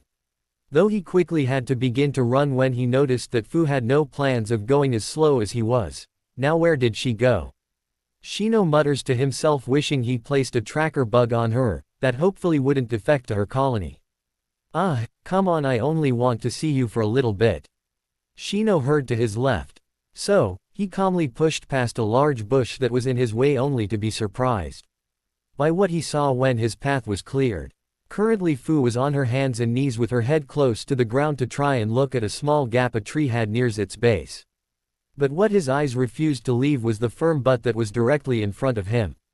I tell ya bud, you don't know what you are missing. Nothing is better than a nice curvy girl to look at, Shino mentally hears his perverse friend tell him before shaking his mind clear. I refuse to let myself be as perverse as Kiba, from what I have seen and read that route never leads to anything pleasant. Shino told himself before finally walking closer to the tree. What are you doing, Fu-chan? Shino asked her calmly. I wanted to see this pretty beetle that flew by me, but the little fellow went under here. Fu tells him, finally sitting up, showing Shino a pout. Well, even though I am sure that just like any other bug they would love to be around you, but please remember some need to focus on jobs for their colony. Shino told her with a small smirk. For while he was well aware that most any bug thought of her as the Great One, they all thankfully didn't leave their original colony while she was around. For a good portion of the bugs pushed aside their desire to see her in order to keep their group thriving, placing things like food, construction, and care above the urge to follow the bubbly girl. I know, but I just wanted to see him for a second, he could go right back to work after. She told him with her pout staying on her face even as she puffed her cheeks out a bit. Something that Shino couldn't help but let a faint chuckle out at seeing. Stop making fun of me, she growled, glaring at him. Sorry, Shino told her, though kept the small smirk on his face. You are off the hook for now. But only because you are showing me these amazing spots, Fu told him with her glare quickly changing to a smile. She then allowed gravity to take hold of her and fell on her back to look at the clear blue sky. I am so glad that I came here. I haven't been here even for a year and I already feel more comfortable than I ever have before, Fu mutters with her past flashing past her eyes. Hearing this, Shino frowns and sits down next to her. Is being a Jinchuriki really that bad? He asks her, seeing as besides at class he never took the time to watch what Naruto went through. Partially because he only saw the blonde as an anomaly rather than knowing what he truly was. Sigh, Shino-kun, the life of beings like me never really is easy. In all honesty, I expected to have to live as a nomad due to it, Fu told him honestly. Finding your clan was truly like finding heaven for me, she adds sadly. I truly hope I can contribute to the clan to pay you guys back. Fu-chan, I honestly don't think you need to worry about that. I think all of the clan enjoy having you stay with us. After all, you have added an amount of energy to the clan that I don't think we will ever be able to replace, Shino tells her with a small smile, remembering how all of his clan members were now more talkative and showed more emotions, well for their clan's standards. He then looked at the girl who was now looking at him with tears forming in her eyes. Thank you, Shino-kun, Fu told him, then quickly got up enough to give the teen a tight hug. For this was the first time she heard this, and the fact that it pulled her out of her dark thoughts made it even more sweet to hear. Though when she finally weakened her hold only to notice Shino seemed troubled. What's wrong? She asked him. I guess the right answer is to return the hug, but what if she doesn't want me to? Shino was mentally trying to figure out, seeing as he was well aware how scary an offended woman could be thanks to his sensei. He only was brought out of his indecisiveness when he noticed Fu snapping her fingers in front of his face. I'm sorry, Fu. What were you saying? I was asking if you were alright. You zoned out on me for a while there, Fu told him. Way to ruin a good moment, she muttered. What? Shino asked. Well, I thought that we got a chance to become closer friends and you just had to go and ignore me, Fu told him. Oh, that kind of moment, Shino muttered, not able to fully hide the disappointment he felt. Yeah, what did you think I meant? Fu asked curiously, tilting her head slightly. Nothing, Shino told her.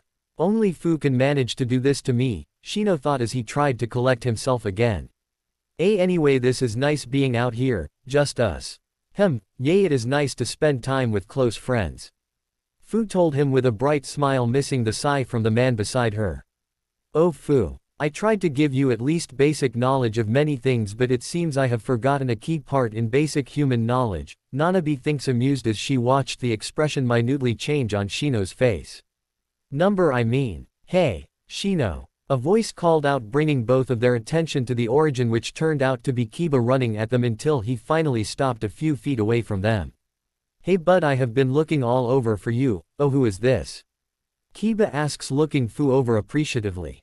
Though Fu missed this and instead just looked at the new person a bit nervous before pushing it to the side. Hey, my name is Fu. I am new around here.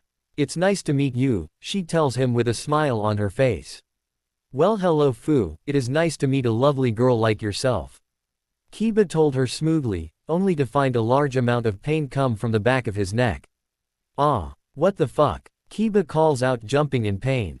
He then quickly grabs at where he felt the pain, only to feel a beetle that managed to squeeze out of his hands before he could even decide to try and squash it. He then feels a cold shiver pass through his entire body and quickly looked over to Shino, who currently was leaking a small amount of Ki while bugs seemed to buzz around him. What did I do? Kiba thinks, intimidated by his stranger teammate. What did you need, Kiba? Shino asks coldly. Oh yay. Kurenai-sensei wanted us all to meet up and have a meal together to catch up at our normal spot. We plan on meeting in just an hour or so, you in? Kiba tells Shino, slightly intimidated by his friend's actions. Something that made a small smirk appear on his face before he looked over to Fu. I would love to, but I am currently busy with Fu-san. Hey, that's okay, I'll let her know that you are busy. Kiba tells him now with a knowing smirk. No. Fu called out, bringing both of their attention to her.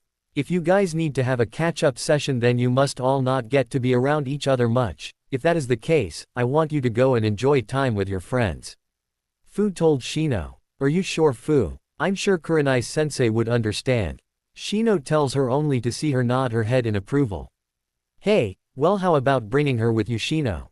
Kiba suggests before getting a mischievous look. After all, I am sure the girls will want to know all about the girl that managed to do what we all thought was impossible. Kiba told him, making Shino glare at him. For he was well aware that the rest of his group liked to occasionally tease him about being so hidden with everything. Saying that he wouldn't be able to get close to anyone unless he opened up. Huh, really? Are you sure that I won't be bugging you guys? Fu asked, both excited for the chance to make new friends but also being nervous about the same thing. Yup, Kiba simply tells her with a smirk. We'll meet you there, Shino tells Kiba, simply getting a small nod. Perfect. Now I gotta go find Hinata. See ya later, Kiba tells them before walking back into Konoha. Oh perfect, now I get to meet your teammates. Fu tells Shino happily before looking down at herself. But first I need to change and bring back the few new friends we caught. Come on, Fu tells him before grabbing his hand and dragging him along as she went back to the clan compound. Kiba_. Where could Hinata be? Kiba thinks as he sniffs the air in Konoha. Thankfully he long ago memorized the unique smell of each of his teammates, and totally didn't know Hinata's from before when he had a huge crush on her. Though now that they don't spend as much time as they used to with each other, he really didn't have a basic idea of her schedule anymore. Meaning his tracking got a bit harder thanks to not having a basic area to expect her to be around. A fact that has led to him spending a total of 20 minutes of looking before he finally found himself close to where her smell was strongest. Hey, I should have known, Kiba found himself thinking with a smirk as he walked into her favorite bakery. And much to his surprise, he saw her eating a snack of her cinnamon rolls. Wait a minute, she doesn't smell of her normal lavender shampoo and fancy soaps, she smells more like Naruto. Kiba thinks before noticing that Hinata seemed to almost have a glow around her. Kami, damn it. I just noticed he got home and he already has to rub it in my face that he managed to get one of Konoha's most beautiful women. Kiba thinks, glaring at no one as he cursed Naruto out mentally. Oh hello Kiba-kun, Hinata called out, breaking him from his rant. Hey, why are you so annoyed, Kiba? Hinata asks, concerned. Oh, nothing, Kiba tells her before coughing in his hand to recover himself after being caught. Anyways, Kurenai is setting up a meal for the group in a bit to catch up, though you probably just filled your stomach up with your treat. Kiba tells her, making her blush a bit. I only had the one. And to be fair, I didn't eat breakfast today and worked up my hunger last, Hinata tells him before stopping with her entire face becoming red. I will still be able to eat. Where is it? Hinata finally tells him while trying desperately to cool her boiling blush before she fainted. Lucky bastard. He just got home. Kiba mentally screamed while he showed Hinata a small smile. Well, of course it is at our usual place. Okay then, just let me finish and we can head there. Hinata told him with her blush cooled down to being just a bright blush on her cheeks. With that being said, she completely demolished the remaining pastry rather quickly and stood up. Let's go meet up with Kurenai-sensei. Hinata tells him, leaving the bakery with Kiba following after her. Konoha's Green Dragon restaurant, 15 minutes before noon. Just made up a place. Roll with it. The Green Dragon was a smaller shop in Konoha, having space for only 3 tables. Still, it was a popular shop thanks to its teas that were well known to be one of the best in the village, and for the fact that the owner focused heavily on making the decor look as regal as possible. It has even been rumored that several larger shops have tried to become partners with the owners to get some of their recipes, but no one has been able to confirm this. Currently the shop was almost completely empty, though this didn't bother Kurenai at all. She simply enjoyed her tea while talking to an elderly woman. "Ah, it is so good to finally be able to relax and talk with you again," the elderly woman says with a smile. "I am sorry I haven't been around so often, Chika-san. I have just been so busy lately," Kurenai tells her before taking a sip. "Oh, it is no problem. I know how ninja's life can be at times," she told her with a smile. "After all, even my husband still goes on missions every now and then, even in his old age." Chika adds in with a small smile. "Well, he is determined to help people, though I wish he would let himself be ranked up already, it's been so long." Kurenai tells her, getting a sigh. "Yes, but you know why he refuses, and in a way I wish he would put it in the past and move on as well, but at least he is safer due to it," she told her with a small smile. After all, she was well aware that her husband was much stronger than he appeared, but yet she was always worried about him. "Hey, he is a lucky guy to have a woman like you supporting him," Kurenai told her. They both then heard a chime showing that someone walked in and saw Kiba and Hinata come in. "Welcome, you two. I feel like I haven't seen you two kids in ages," Chika says with a smile. After all, she always treated Kurenai's team as her grandkids, seeing as she was such good friends with said women. Course, hearing this made Kiba sigh and Hinata giggle. "Come on, Chika-san, you know that I came over just a couple of days ago to visit," Hinata told her. "True, but I miss the times when all of you cuties would regularly be in here talking about training and your futures. You were all so adorable," Chika tells her, walking over to Hinata and giving the girl a strong hug. "Oh, come on, Chika," Kiba mutters, seeing as he never enjoyed being called adorable or cute. Course, this just made the elderly women laugh a bit. Still as stubborn as ever, Kiba-kun. She tells him, giving him a hug as well, that he is well returned.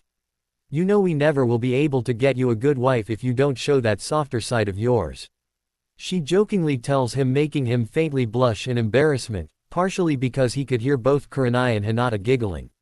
Eventually, though, things died down and they both sat down with their teacher and quickly ordered a meal from Chika, who got the cooks working on it. A couple of minutes later, they had the bell ring again and saw Shino walk into the restaurant with Fu shyly following him. Fu now was wearing a nice yellow shirt and tight black pants with her normal hair clip that showed off her beauty quite nicely. "Hello, Shino-kun," Hinata called out with a small smile as she watched the quiet man walk over to their table. "Oh, and hello to you as well," she adds, noticing that Fu actually was with Shino and not just coincidentally walking behind him. "Hi, my name is Fu. One of Shino's friends," Fu tells her, still nervous. "It is nice to meet you, Fu," Hinata tells her warmly. "I wonder if this is what I looked like when I was younger." She couldn't help but wonder. Meanwhile, Kurenai just looked at the younger women with a smile. It is good to see that Shino is finally breaking out of his shell a bit, Kurenai says happily as she watches Chika walk to Shino and give him a hug just like she did with the rest of them. "Oh Shino, I am so proud of you. You managed to finally find yourself a good girl, and a good-looking one at that. Here I thought that you would be the last one I saw find their significant other, instead it is Kiba," she tells him, making both Shino and Fu's face go bright red, even if you couldn't see Shino's. "Hey," Kiba called out, offended. "Cough, we aren't dating, Chika-san," Shino stutters out, with Fu nodding as well. "Oh, well, you better snag her before someone else does. I can tell from here that she is a keeper for sure," Chika tells him, pushing an elbow into his side. Course, this made both of them blush yet again. "Ha ha ha, okay, enough teasing, Chika. I want to catch up with my students," Kurenai tells her with a smile still on her face. And thankfully for Shino, she did just that, and he was able to sit down with Fu and order. And finally, after a while, they all got their meals and were able to begin to talk to each other. Plus, note that this is where I am going to be a bit lazy and not write the small talk. I promise that it really isn't anything important, and let's be honest, all of you would dislike it due to being straight filler anyways. Plus, as they talked, Fu managed to get past her nerves and join in on the conversation. "So Fu tells us about yourself. I mean, this is the first time Shino has ever brought another friend with him to our meals, let alone a girl," Kurenai told the girl with a teasing smirk. After all, what kind of teacher would she be if she didn't tease them? Course, Fu paid this no mind and explained her life a bit to them while leaving out any parts about being a Jinchuriki and how her village treated her. "So, you live with Shino-kun in the Aburame compound. And it doesn't bother you?" Hinata asked awkwardly. After all, she loved Shino like a brother, but she had no desire to ever be in a compound where killing a bug crawling on you is considered offensive. Yay, why? Fu asks before taking a big swig of her drink. Well, do the bugs bother you at all? Hinata asks the girl a bit more bluntly. No, the clan compound is perfect. I mean, where else can you get to spend time with loads of different types of insects right next to each other? Fu asks with a wide smile. She's perfect for Shino then. I mean, how many girls would be willing to live with that many insects? Hinata and Kurenai both thought at the same time. Is my clan hated that much? Shino mutters with his head down, clearly depressed. Hee, sorry Shino. I just am not a fan of living next to hundreds of families of insects. Hinata told him awkwardly. After all, even though she was a proud kunoichi, she still was a girl as well. As much I want to support you, bud, I haven't wanted to be near your clan ever since you joked about them breeding fleas. Kiba tells him honestly, making Shino sink even lower in his seat. There's Shino-kun. I am here for you. Fu told the depressed boy, rubbing his back to show support. I don't understand why aren't they all asking to live with Shino? I mean, bugs are awesome. Fu thinks, confused. Hey, believe it or not Fu, but most people aren't fans of bugs, and that isn't even my fault. They just don't them. Hanabi tells the girl. What? Well, they are just wrong. Fu tells her, making the Biju laugh. I think your idea of them is a bit skewed thanks to me Fu, but anyways, there is nothing you can do about this. It is just how the world is. We will see about that. I will make it my mission to spread the bug love across the world. Fu told her, determined while clenching her fist in front of her. Fu, as much as I appreciate your determination, please just live your life in Konoha. People want change and I have no desire to see you waste your life. Hanabi tells her, hoping that Fu forgets her wild idea. Meanwhile, in the real world, Fu blinked her eyes and noticed that everyone's eyes were on her. So, she looked at her hand and noticed that she was still rubbing Shino's back even though he was now back to normal. This made her blush as she nervously laughed. Sorry, I zoned out, she told them honestly. No problem Fu-san, it happens. Kurenai told her kindly before looking at Hinata. So, I have been meaning to ask, but what has made you so happy today, Hinata-chan? You have seemed down in the dumps whenever I have seen you around the village. Kurenai asks, for while they haven't talked for a while, they still have seen each other while moving around in the village. They were just all too busy those times to really talk to each other. Well, I just got the newest book out of my romance series and Naruto-kun has finally come home, so what is to be sad about? Hinata tells her happily, not noticing Kiba mutter, lucky bastard, under his breath. Wait, Naruto? As in Naruto Uzumaki? Fu asks Hinata, who just looks at her confused. Yeah, is he really that popular out of the village? Hinata asks, seeing as this is the first time anyone really asked about her boyfriend this way. Well, no, but I met him a while ago when he came to my old village. Can you please let me go meet him now that I am set up in this village? Fu begged. For while she spent a lot of time getting set up, she got so distracted by everything she forgot to say hello to the blonde.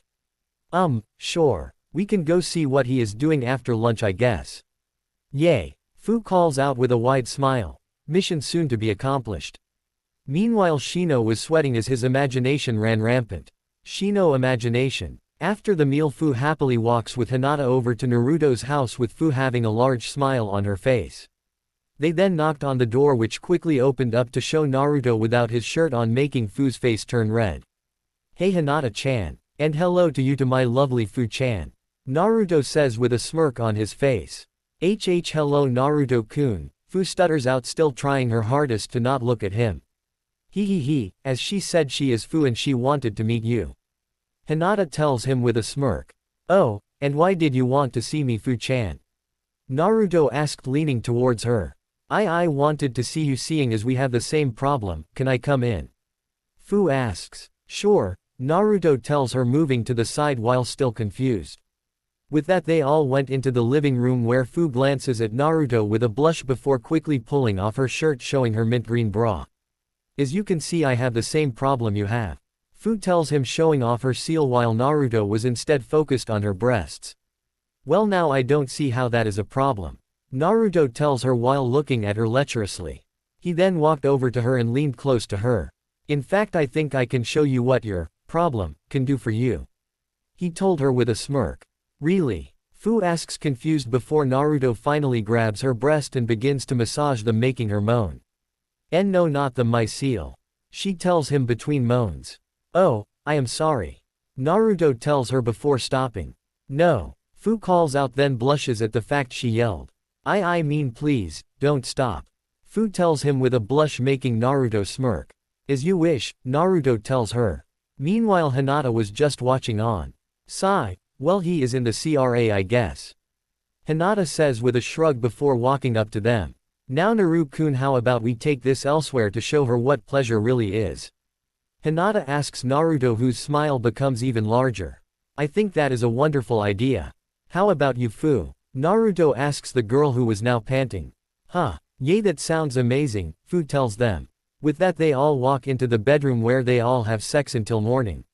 Next day, after waking up, the group quickly left with Fu brining them straight to the Aburame clan compound where they quickly met Shino. Fu-chan, just the girl I wanted to see. Shino tells her with a smirk. I have thought about this for a while and have figured out that I love you. Please go out with me. Shino tells Fu with a blush on his face. Though much to his horror she just snuggles into Naruto. Well, that is great to hear, Shino-kun. But I have already realized that Naruto-sama is the man for me. He has shown me pleasure that a real man like him could give me. Fu tells him. Naruto then gropes her chest right in front him, making her moan. But I was closer to her. Shino stutters out, shocked. Hey, sorry Shino. But she wanted a real man instead of some bug lover. Naruto tells him, and with that they grabbed her stuff from the compound and left the shocked Shino standing in front of the gate. Daydream end. After lunch ended, the group all left the restaurant and went their separate ways.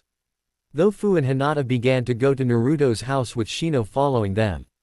They all quickly made it to said house and knocked on the door, an action that brought Shino's thoughts back to his daydream. It's now or never, Shino thought, and placed a hand on Fu's shoulder. Fu, can I speak with you before Naruto comes please? Shino asks her. Huh? Fu mutters surprised, but before she could answer Naruto opens the door. Hey guys, come on in. Naruto told them with a large smile before walking away from the door. So, their group had no choice but walk into the house. An action that brought all of them into the living room. So, who are you? Naruto asks simply. Hello Naruto-kun, I am glad to see you again. Fu tells him happily. Fu-chan, it is so good to see you here. How long have you been around? Naruto asked the girl, giving her a quick hug. Oh, not long, she told him, unable to look at him directly and lie. Still Naruto didn't seem to mind. Oh, and I have something to show you. She tells him, reaching for her bag, which unfortunately for Shino looked like she was reaching for her shirt. No, Shino yells out, shocking all of them, even though Shino did not care at the moment. I know that you feel close to Naruto due to you both being Jinchuriki, but I love you. Please don't become a member of his harem.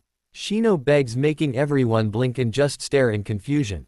Though as soon as she processed what he said, Fu's face quickly turned completely red. I was just going to show him my newest bug, I wasn't planning on dating him. Fu tells Shino before poking her fingers together shyly. But do you really mean it? She asked him. Why yay, Shino tells her, blushing himself. Would you go out with me? He asks her. Why yes. Fu tells him, and they both shared a hug. Several seconds passed and both Hinata and Naruto just looked at the two of them, still surprised. I hate to ruin the moment, but you two are still in the middle of my house. Naruto asked awkwardly. Something that brought the two back reality, and they broke apart with blushes still on their faces. Sorry, Shino muttered with a heavy blush. Well, it's not the way I ever expected it to have happened, but they are finally dating, now Bug Boy better treat her well. Hanabi mutters, amused with what she just witnessed. Chapter 68. Naruto's house. After Fu got to say what she wanted, she had a small smile on her face as she stood close to Shino, who had a similar expression. Hey, I didn't think I would ever see Shino-kun show his emotions so openly. Hinata thought happily as she watched the new couple enjoy just being by each other. I am happy that you finally found someone, Shino, and I promise I'm not just teasing you again. Hinata tells him. Thank you, Hinata-san, Shino tells her, while keeping an eye on Naruto, who gained a mischievous look, causing him some concern. Please let this work out to be funny. Naruto thought before pulling out a scroll and quickly unsealed an item from it. When the smoke cleared, Shino saw a familiar orange book that caused him to give Naruto a warning glare that the blonde ignored. Congrats on getting a girl, Shino-kun. Now let me give you a book that my sensei gave me to help make sure relationships stay healthy and grow stronger. Naruto told him, holding out the book. Huh, what is Ikea? Fu asked curiously. Hey, it is what my sensei called the greatest resources out there. Naruto tells her, fully intending to let the girl have it. Though just as she was walking over to grab it, Shino ran so fast, he was a blur to get in front of her and quickly grabbed it himself. This is nothing that you need to ever read, for your sake. Shino told her while sticking the book into his weapon pouch, making Fu pout. But I want to see what is so good about it. Fu told Shino, giving him a puppy dog stare. Meanwhile, Naruto put an arm around Shino's shoulder with a smile on his face. Yeah, come on Shino, won't you be a good guy and let her have what she wants? I mean, look at her. She is just about to cry. Naruto told him, pointing at the pout with his other hand. Meanwhile, Shino couldn't help but mentally curse the blonde for this happening. He then came up with a plan and mentally called on his hive. Ouch! Naruto yelped, jumping away from Shino, holding his arm in pain. Oh, I am sorry Naruto-san, you must have aggravated some of my hive. Shino told him. Why, you sneaky bastard. Naruto mutters, knowing that this was the bug user's revenge, but let him have it, seeing as the damage has been done. Come on Shino-kun, why can't I see that book? Fu asks, trying to reach into his weapon pouch while he moved it out of reach. I will tell you later. Shino tells her, hoping that he could push her curiosity away until he could think of something else. Course Fu just puffed her cheeks out, clearly not too happy with his answer. Fine, she muttered, giving up for now. The entire group heard, bringing their attention to Haku, who stood in the hallway behind them all. As amusing as this all has been, I must take Naruto-kun. Haku tells them, walking over to him while wrapping her arms around one of his. After all, he promised me we would go on a date to catch up after his long mission, and I don't want to wait till dinner. Haku told them. She knew she was being needy by doing this, but after him being away, she wanted some Naru time. Hey, I know my Yukihime, I have been a bad boyfriend to you girls lately. But I promise I will make it up to you. Naruto told her, kissing her forehead. Haku quickly gained a faint pink tint to her cheeks, still not used to public affection. Naruto then turned to the rest of the group. Well, I am sorry to leave you guys, but as you can see, my precious snow princess needs some attention. Naruto told them, making the girl blush a bit more. Shino-kun, feel free to visit with Hinata as long as you guys want. But I need to take care of a problem I have been neglecting. Naruto told them. Okay, have fun. Fu told them with a large smile and a wave. Sigh, Haku-chan, I wanted to ask him, I guess have fun then. Hinata told them, but muttered the first part to herself. But make sure your first princess gets her special time as well. Hinata told him, walking up to him. She then leaned onto him, letting him feel her chest. I am sure I can make it worth your while. She told him, making Naruto's face go red. Who knew Hinata had such a dirty side to her? Shino thought, a bit stunned at his normally shy teammate. Still, he shrugged it off, knowing very well that both he and Kiba had much weirder things going on in their lives. You understood. Naruto stutters out before pulling Haku along with him. Now see you guys later. Naruto told them before walking out of the door. Who knew it was so easy to make the student of the world's greatest pervert so flustered, even after we have spent so many nights together. Haku tells Naruto with a smile. Shut up. Just because I have seen you girls before does not mean I am a pervert like Ero Sennin. Naruto told her, trying to fight down his blush. Oh, Haku muttered. If you aren't perverted, then why were your eyes focused on certain things last night? She asked, making Naruto's face go bright red. Naruto began stuttering out before glaring at her. Do you want to go out somewhere or just pick on me all day? Haku couldn't help but laugh at her boyfriend. Oh, poor Naru-kun can't take a bit of teasing. She asked him, pinching his cheek gently. Oh, you are so adorable at times. Anyways, let's go have some fun. Haku tells him, finally done with her fun. She then dragged him with her as they went through a Konoha at a reasonable speed. After a while, they finally reached a rather large dinner and sat down to wait for a waiter. So, why are we here, Haku-chan? Naruto asked. Well, at work I have been becoming friends with several of the other members and they were nice enough to treat me to a meal here. Haku explained with an image of Dango in her head. Oh, well, it is good to hear that you are getting to know other people at the hospital. You truly are well on your way to fulfilling your life goal. Naruto told her, truly happy. For she has changed a great deal from when he first met her. After all, she went from a tool that was being used by a missing ninja to his slave.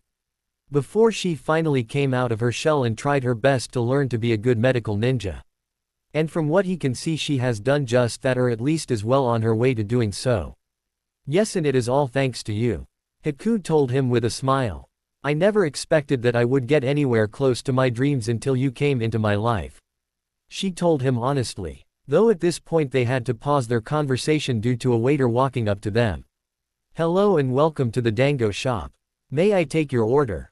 The waiter asks them kindly.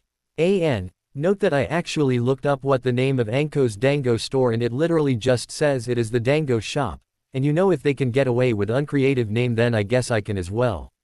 I will get some green tea and some beef dumplings. Naruto told them after looking at the menu for a few moments.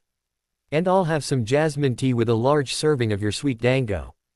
Haku tells the waiter, who quickly writes it down before walking away. So, you have gained quite the sweet tooth, huh? Naruto asks the girl, who blushed a bit. Blame Amari-san. She bought me some and showed me just how wonderful it is every now and then. Haku tells him before quickly looking around the shop.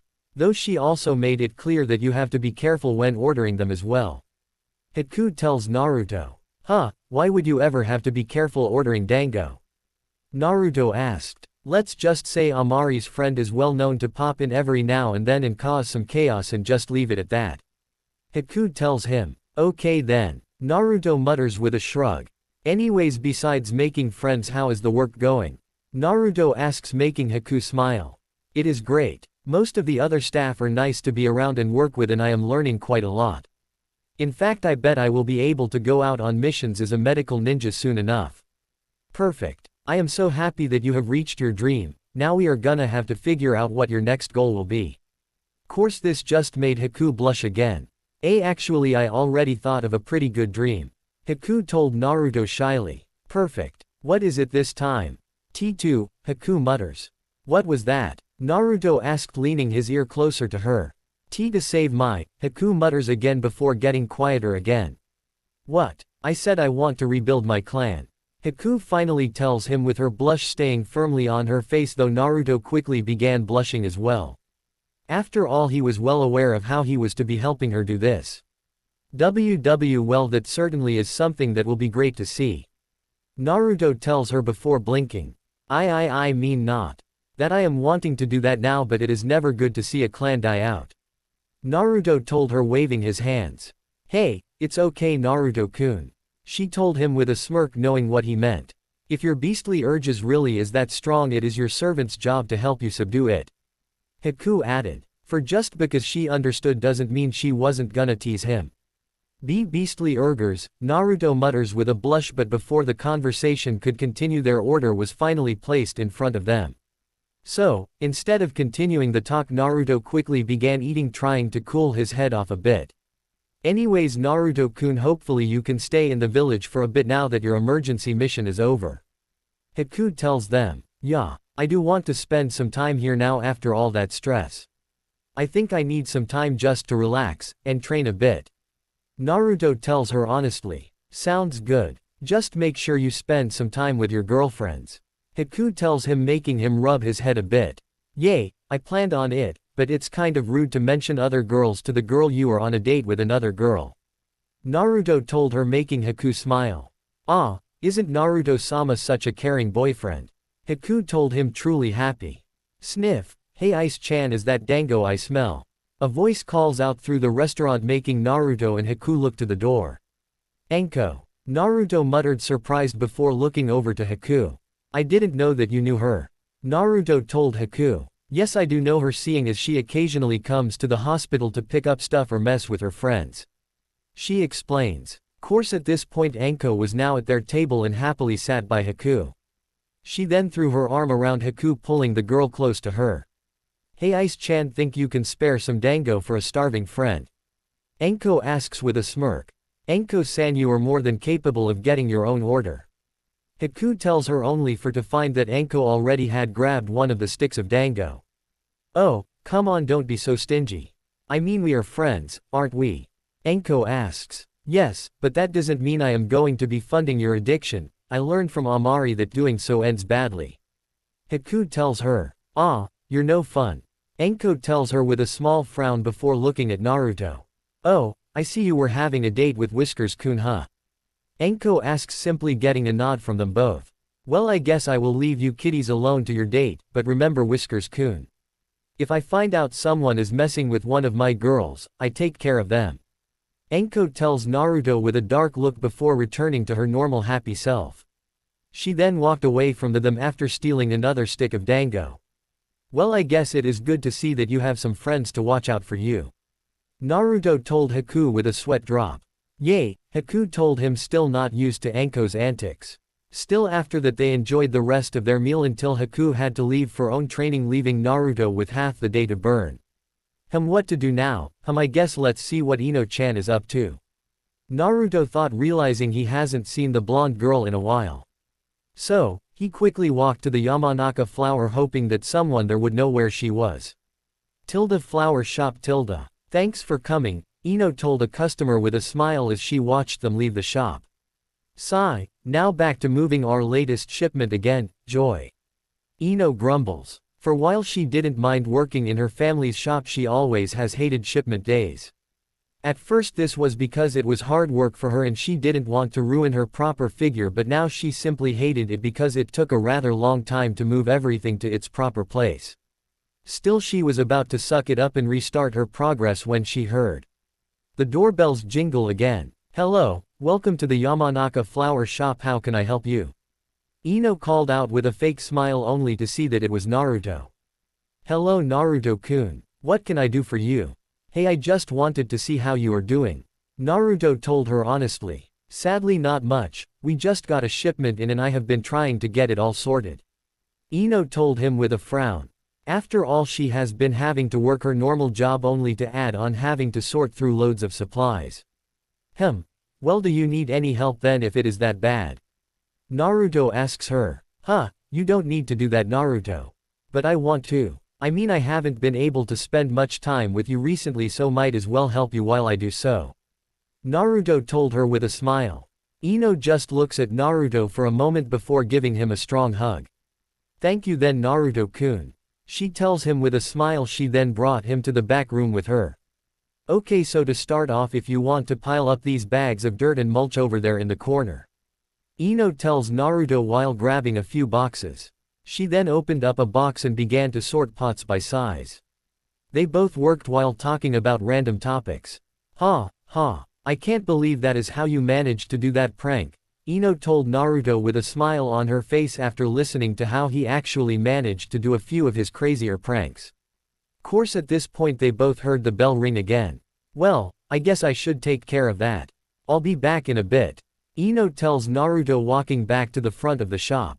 Hello Ino-chan, how are you doing today? A middle-aged woman asked as soon as Ino was seen up front.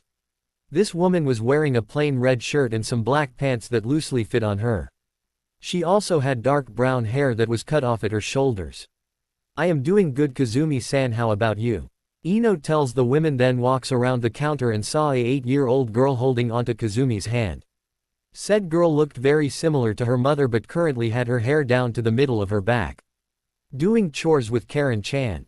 Ino asks, smiling at the little girl who showed her a large smile. Well, she had the day off from school and wanted to help me, so we are just going to enjoy the day working on our garden. Kazumi told her. So, is our order ready? Kazumi asked. Yes it is, Ino tells her before turning her head towards the door to the storage room. Naruto-kun, can you bring out the box labeled Amari? She called out. Sure Ino-chan. They all heard Naruto call out and began to hear more boxes moving around. Then a few minutes later he came out holding a medium-sized box. Did your family get assistance finally then? Kazumi asks, making Ino laugh a bit. No, my boyfriend just was nice enough to help me unpack our shipment today. Ino tells her. Oh, how kind of him. Kazumi says with a smirk. Now just make sure you don't distract poor Ino-chan too much while she is working. She adds teasingly. Hey, don't worry, I only want to help her. Naruto told her. HMPH, I may be a bit older now but I still know how you teenagers think. Kazumi tells Naruto, confusing him for a moment before a faint blush appears on his face. I assure you that is the furthest thing in my mind. Oh, so you are imagining it then? Kazumi asks, narrowing her eyes at him. And no, I promise I just wanted to help. Suori, you do. Oh, my poor Ino-chan, why do you have to get in trouble just because of your one-track mind boyfriend? I'm not. Naruto tells her firmly. Hee, okay, that is enough teasing for now, Kazumi-chan. I need my worker to actually work today. Ino tells the woman with a smile, making Kazumi sigh. Fine, but he is so easy to tease, it's adorable. Kazumi tells Ino, making Naruto realize he was being picked on, making him pout a bit. So, he quickly placed the box on the desk and walked into the storage room. Ah, don't be such a party pooper. Kazumi called out to him, laughing with Ino for a few moments at the male's injured pride. Meanwhile, Karen just watched the whole event with a bland look. Adults are weird. Anyways, here is your supplies, happy gardening. Ino tells her after the laughter passed. A package Kazumi happily picks up. Thank you, Ino-can, and enjoy your time with Naruto-san. Kazumi tells her before walking out of the business, seeing as she paid them several days before when they ordered the items. And after they left, Ino happily walked to the back again to see Naruto still pouting a bit. What's this? The mighty Naruto can't take a bit of teasing. She asks him, making him pretend to glare at her. Haha, just get back to work. Naruto told her, making her smile at him, and quickly gave him a quick kiss on the cheek. After that, they then continued working for a decent bit longer until finally they finished with the heavy stuff, leaving only a few smaller boxes left. Few thanks for the help, Naruto-kun. Ino tells Naruto while whipping a bit of sweat off her brow. No problem, Ino-chan. But what about those boxes? Naruto asks, pointing at the smaller boxes. Oh, those are a new shipment of seeds. They just need to be placed on the stand out front. Ino tells him, happy that only a little bit of work was left. Well, how about I put them in then and you can get back to your regular work? Naruto suggests, making Ino smile. Well, I'm not gonna complain if you really don't mind. Ino tells him. Plus 15 minutes later. Naruto now was calmly sitting on the floor, refilling the seed stand, occasionally looking over at Ino. Said girl was happily walking around the shop, taking care of all the plants by watering them and trimming the ones that needed. She also spent some time refilling the cut flower selection as well. The whole time she did this, she seemed to be humming a simple tune in her head as she kept a smile on her face. Wow, I never knew that simple gardening could make someone so happy. Naruto couldn't help but think as he watched the girl work, but eventually shook his head and refocused on his own task. You really like gardening, don't you, Ino-chan? Naruto asked the girl. Of course. There isn't many things that are as relaxing as working with plants. Ino tells him while carefully trimming one of the plants. After all, the plants are easy to please and don't ever complain. All they do is look truly beautiful. She tells him, smelling the sweet scent the flowers gave off. That really does sound relaxing, Hana-chan, Naruto told her, making her look at him for a moment. Note that I looked up the definition for flower, and it is Hana. This may be Ino's nickname, but it won't be used around the actual Hana, of course, just to stop confusion. Oh, I'm Flower-chan now? Ino asked, walking towards Naruto, who shrugged. Why not? Your hobby is gardening and you are as pretty as a flower anyway.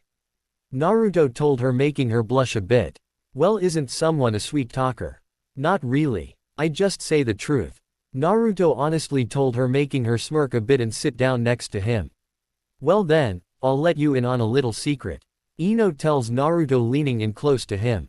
Some plants taste just as sweet as they look. Do you want to test it out? Ino asks in a sultry tone, making Naruto blush as his mind immediately went to perverseness. I don't know, do you think you really are ready for that step? Naruto asked, flustered, as Ino stayed close to him. Course she didn't say anything and instead just gave Naruto a kiss that lasted for a few seconds. So, does this Hana taste as good as it looks? Ino asked teasingly, enjoying Naruto's flustered state.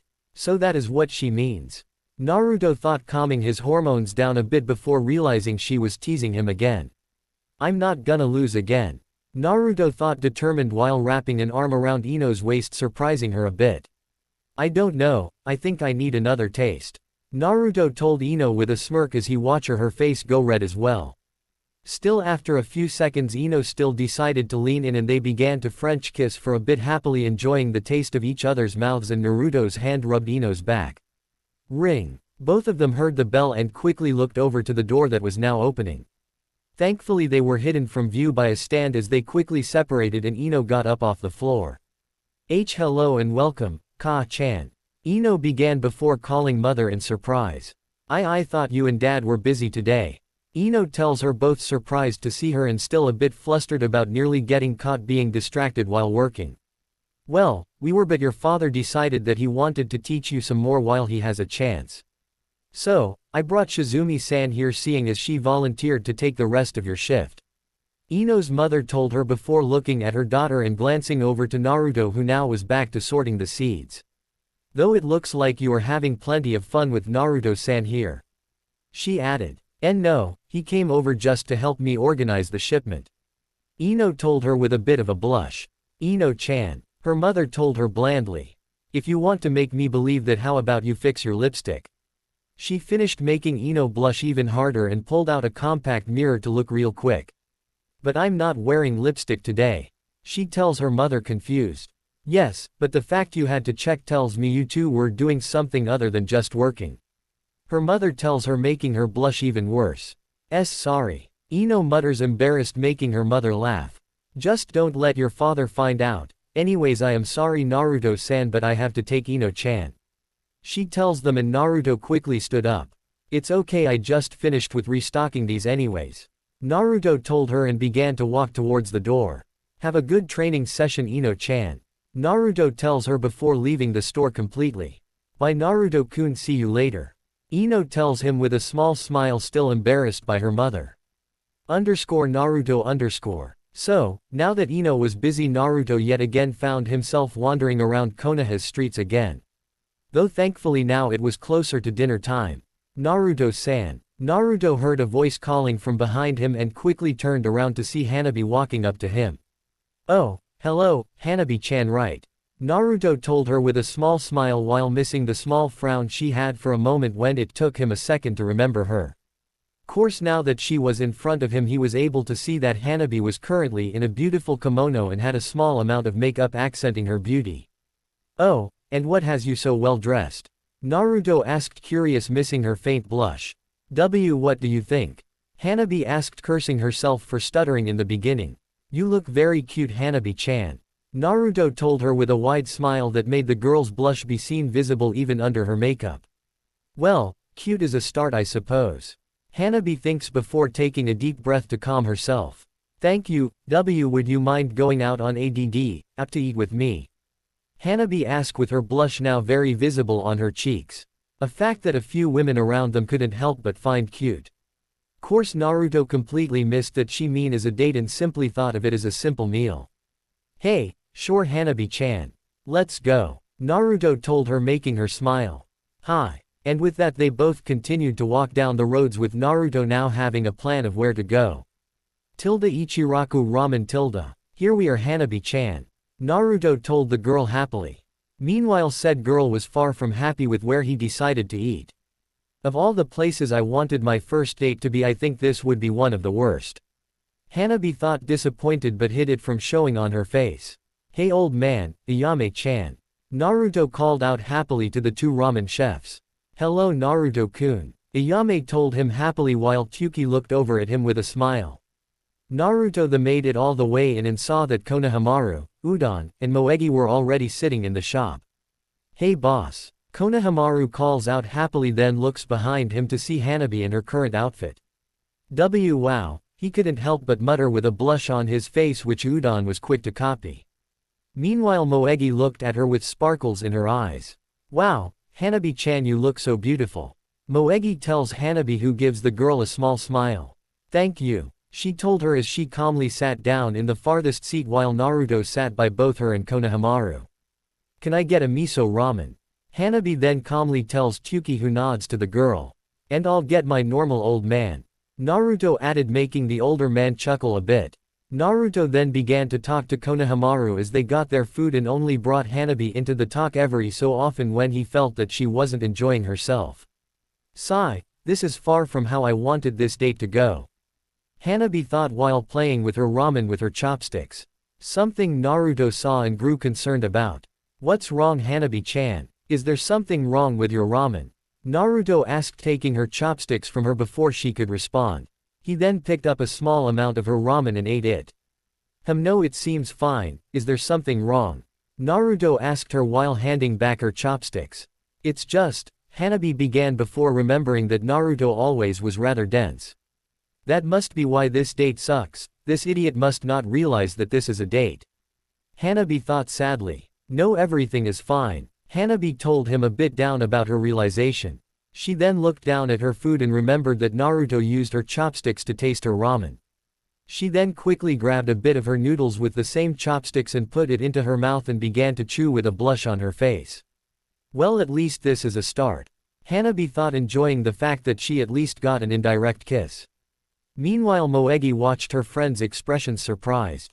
She really does have a crush on the boss. Moegi thinks, but instead of mentioning it just continued to eat her own food. Chapter 69. Konoha Shopping District. So Ayame, I thought you wanted to go shopping for yourself. Naruto asked Ayame as he continued to walk.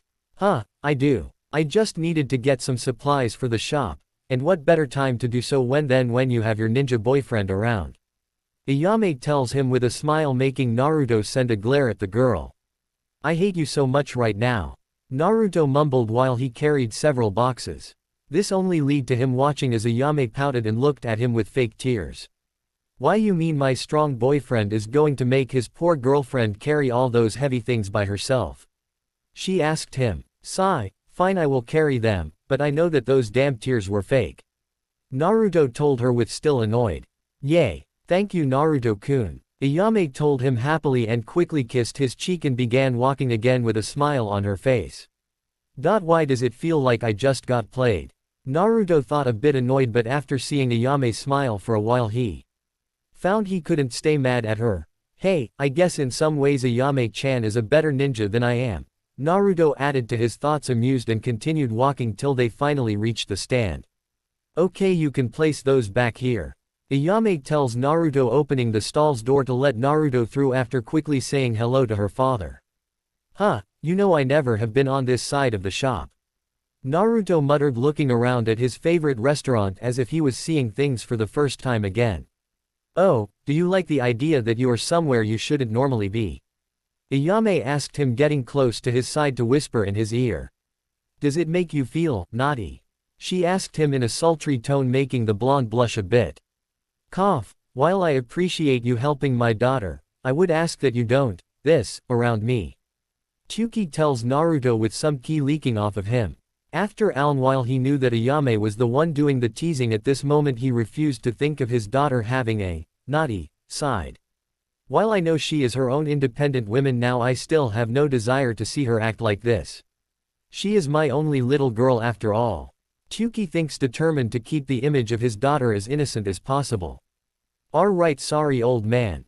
Naruto told him before quickly looking over to Ayame. Where can I put this? Naruto asks her. Oh fine. Ayame mutters, a bit sad she couldn't tease Naruto more without him most likely fleeing from the shop. She then quickly leads him to an empty space where Naruto quickly places the boxes. Well then, see you later old man. Naruto quickly said, then rushed out of the shop while dragging Ayame with him by the arm. Streets of Konoha. I can't believe you got the old man angry at me again. Naruto grumbled to the women beside him, who was currently laughing hard enough that her sides were hurting a bit. Oh come on, you have to find it funny that a big strong ninja is terrified of a simple civilian. Ayame teased. No, I don't find it funny. Naruto told her with a glare. One, he is your father and I don't want one of my girlfriend's family to hate me. Two, he is the one who makes the food of the gods. If he cuts me off, then I don't know how I will survive. Naruto told her honestly. Hey, well at least you sort of have sound reasons, I guess. Ayame told him, amused that one of his reasons was ramen. But honestly, don't worry so much. Dad is just going to have to learn that I am grown up now and will live my life the way I want to. Ayame tells Naruto. For as funny as seeing Naruto get scared of her father is, she eventually wanted to have them both come to an understanding where it wouldn't happen again. I know, but I don't want you and your father to have a falling out or something. Naruto told her, making Ayame smile at him. She then gave him a quick hug. Thank you, Naruto-kun. Ayame honestly told him, happy that he cared so much about her. Now let's go shopping. Ayame added, remembering what her main goal for this date was in the first place. Yai, Naruto muttered sarcastically. For even though he has gone several times now, he still never understood what enjoyment most girls find in shopping. Oh, come on Naruto, I promise it won't be that bad.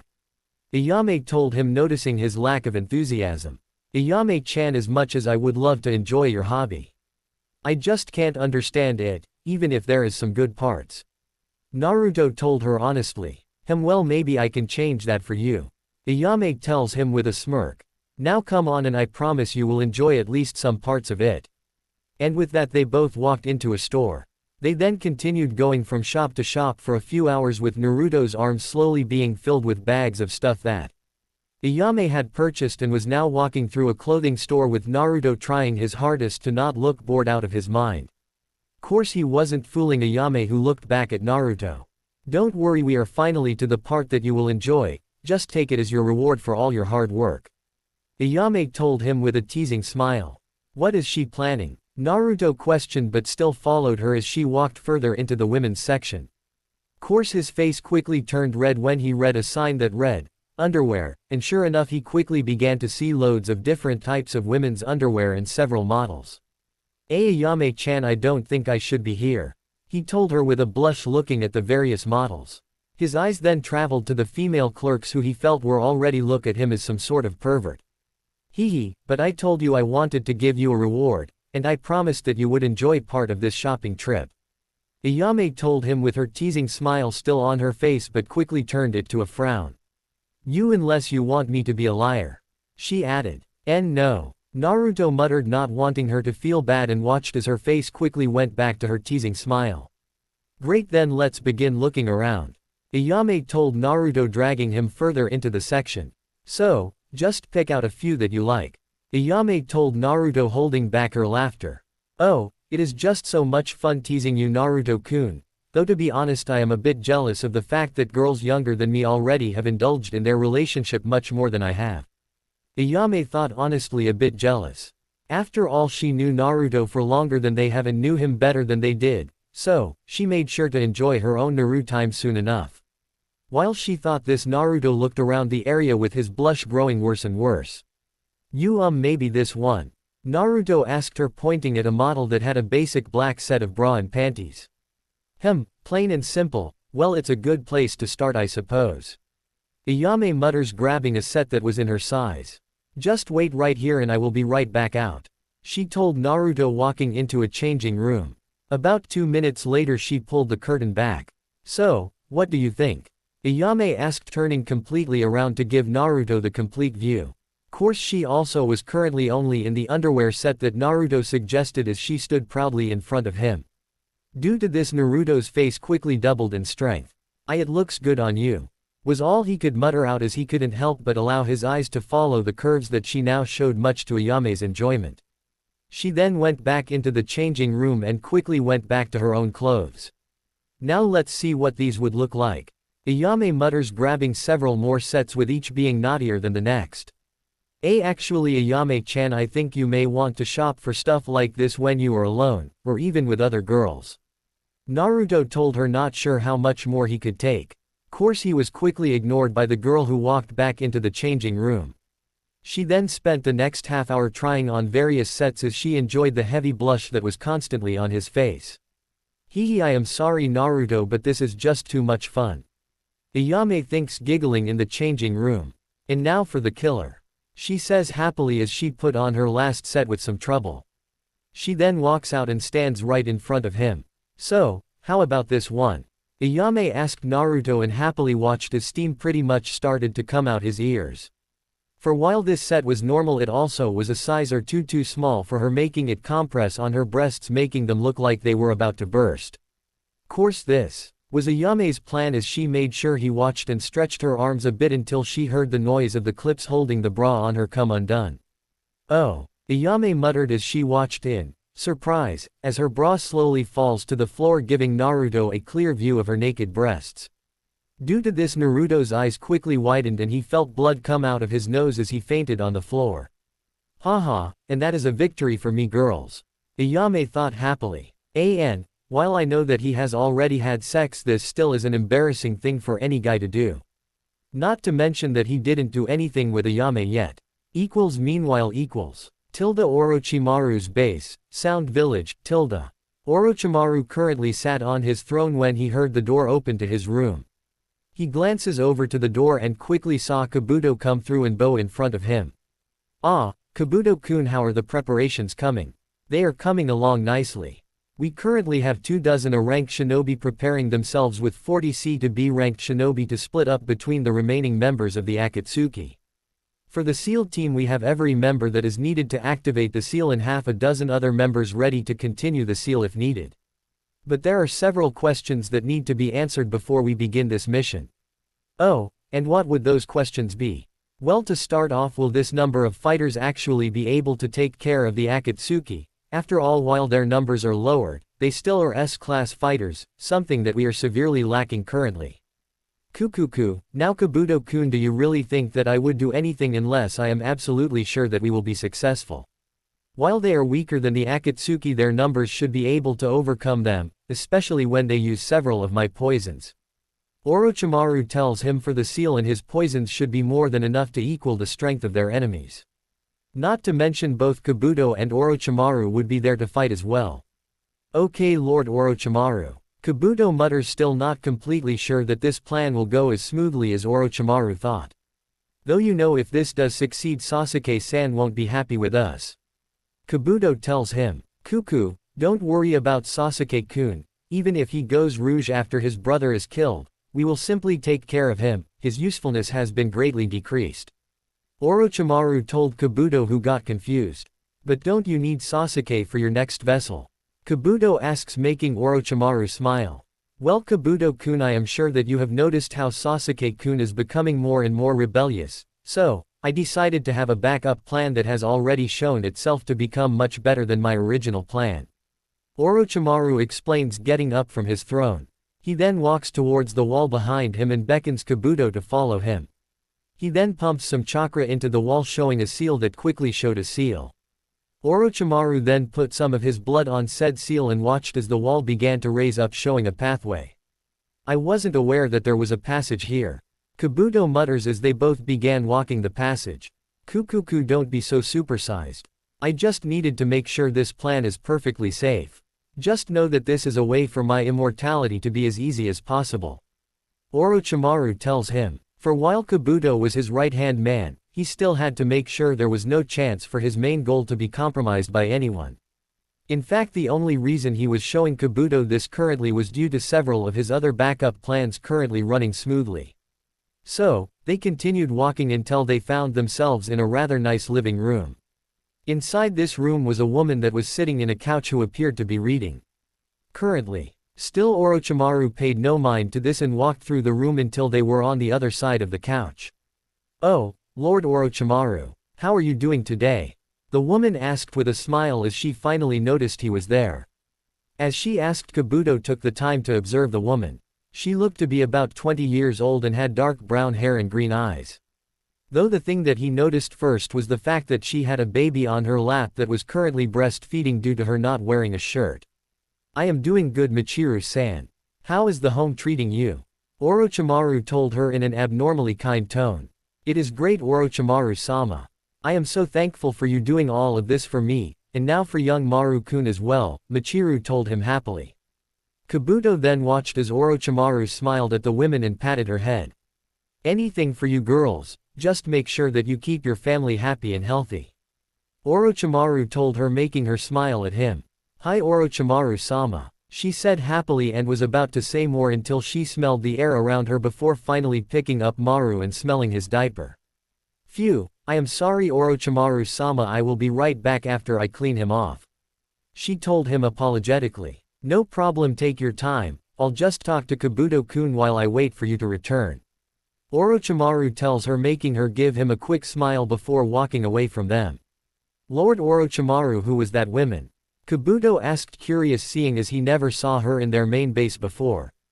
Cuckoo, I'm not surprised you don't recognize her. Michiru-san is a civilian that I collected a while ago from a rather unpleasant situation.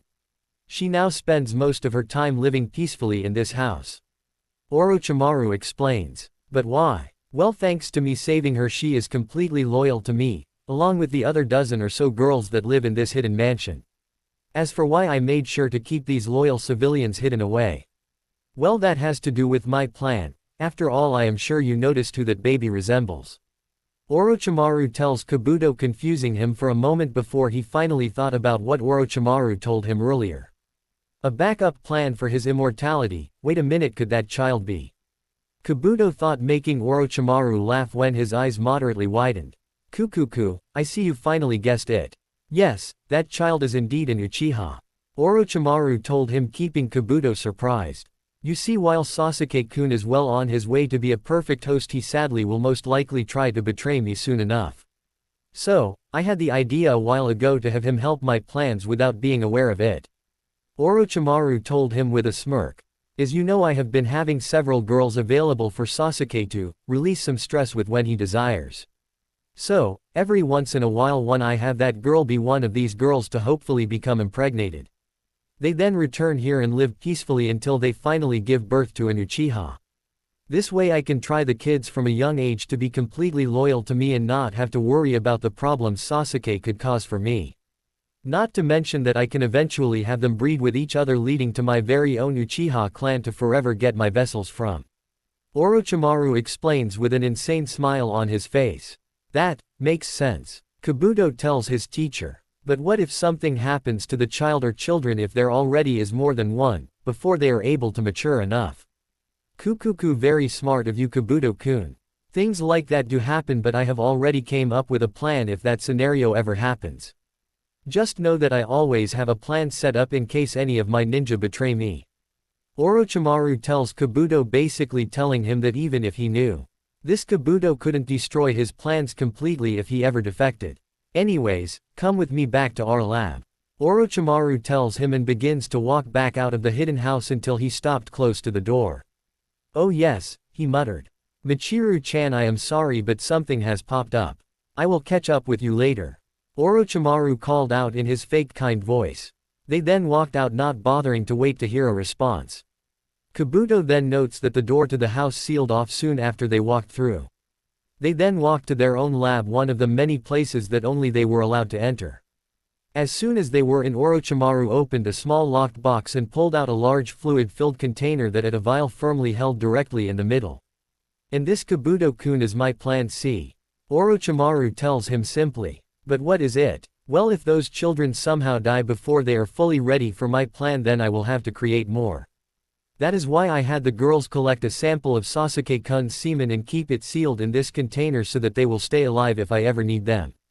That way I can create another kid either through normal means or by growing the cells in the lab.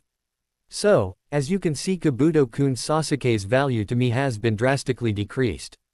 Orochimaru explains. Now of course any normal person would find this strange and immoral, but Kabuto wasn't bothered in the slightest.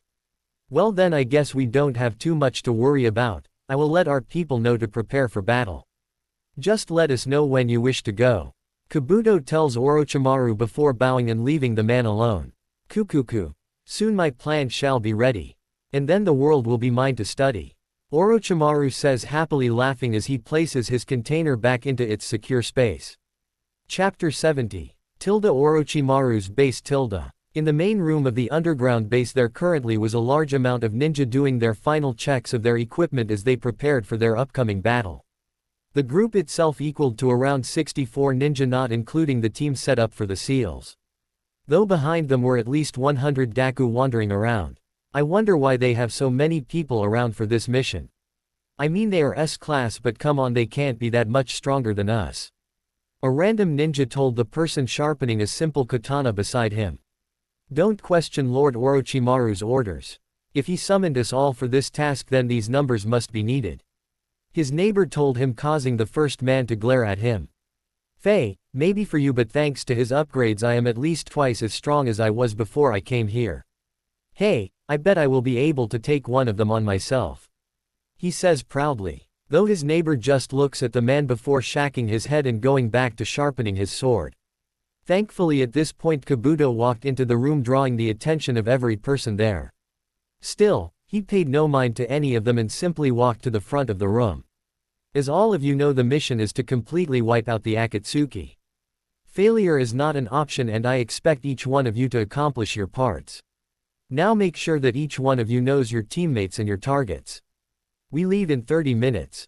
He finished before calmly taking out a book and looking through it. I do wonder though just how many of these fools will die taking them down. After all, these fools have no idea just how much of a difference in strength there is. Kabuto thinks, truly not caring about any of the men. About 30 minutes later Orochimaru finally came into the room with a smile on his face. He then walked calmly over to Kabuto, not sparing any of the people in the room a glance. Are we ready, Kabuto-kun? Orochimaru asks, making the young man close his book and look at his master. Hi, all preparations are made. We are ready to move out whenever you are. Kabuto tells him calmly. Kukuku, wonderful. Orochimaru mutters before walking out of the base. All teams follow Lord Orochimaru, and remember, complete your tasks at all cost. Kabuto calls out, quickly catching up to his master before hearing all of the beings left in the room following behind them. A sight that would make most people terrified of the large squad of individuals. As soon as Orochimaru was outside the base, he quickly summoned his old Akatsuki ring dangling on a necklace. This ring that he worked on was now able to point him in the direction of the Akatsuki's main base after Chakra was pushing into it. After doing so, it would float in the direction the base is.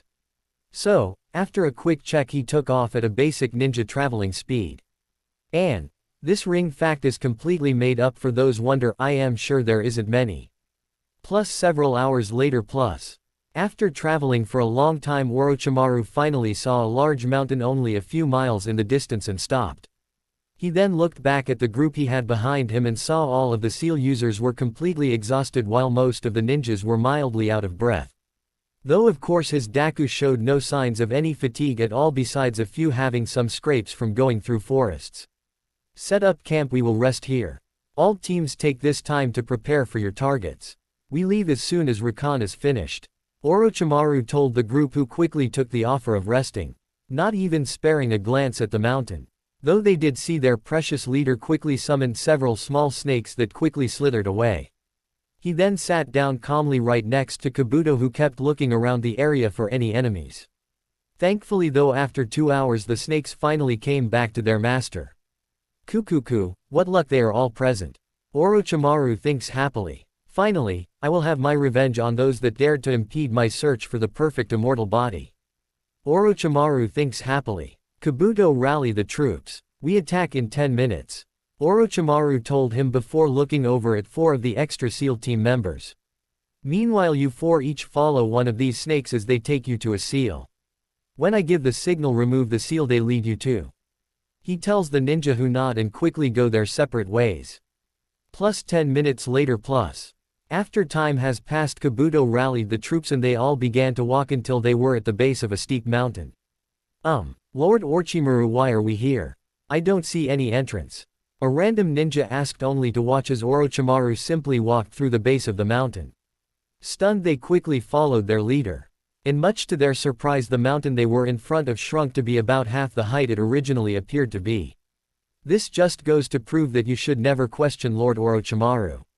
Another ninja tells his teammate, smacking the original one in the back of the head. Ah, you fucker, who do you think you are messing with? An idiot. Bring it, cocksucker. The man growled out and raised his fist, only to stop when he felt a decent amount of ki fall on him. We have brought you here to complete your mission, not to kill each other. Do your own thing when your master doesn't require you. Kabuto told the man with a glare, quickly making the man back off. Kukuku, my have the mighty fallen. All these high bounty group members and the best security they can set around a base is a simple genjutsu. Orochimaru said, amused. He then walked to the entrance that had a large boulder with a seal on it. SEAL team, take position. Orochimaru ordered and watched as the team quickly surrounded the base. He then felt a snake move under his clothes to his ear and began to hiss at him. Kabuto, tell the 4 we sent out to pull the seal in 1 minute. Orochimaru tells Kabuto, who quickly relays the message over his microphone. Kabuto then turned to the SEAL team member beside him. Start the seal's activation process. To which the man nodded and began pumping his chakra into the scroll he sat on the ground in front of him. Said scroll began to glow a light blue and a line formed and traveled over to where the next scroll bearer was. A process that continued for about 40 seconds until the line finally connected with the man in front of Kabuto. After it connected, the line became a bit brighter as a large number of symbols began to quickly appear on the inside of the circle. Soon after the symbols fully filled the circle, the entire thing entirely faded, leaving the only sign that it has been done being the fact that the man in front of them was completely exhausted. In fact, he fell to his knees and was panting heavily. All set up, my lord, the man panted out to Orochimaru, who smirked. Wonderful. Orochimaru muttered, then glance over at a random ninja. Destroy the rock and then everyone else charge in and attack your targets. The man quickly did just that, and as soon as the last bit of rock fell, the entire group entered the cave and saw each remaining member of the Akatsuki in person standing on large pillars. Orochimaru, why are you here? Pain asked, narrowing his eyes at the intruders. Course his glare had no effect on the snake master, who calmly walked in front of his group. Kukuku, I can't come say hello to my old friends? Orochimaru asked with a smirk on his face. Che, can I just kill this bastard? Kisame asks with his ki getting stronger by the second. Now Kisame-kun, let's settle down. After all, I brought some friends that would love to keep you company.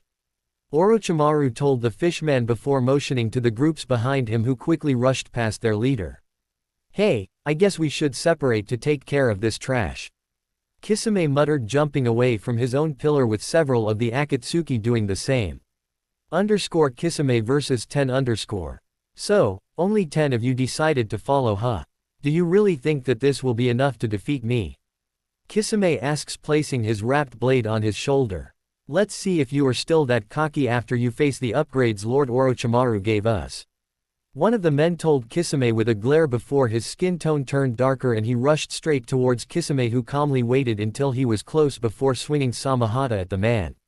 Said blade quickly pushed its scales past the bandage and hit the man, shredding his chest up while flinging the man to the side.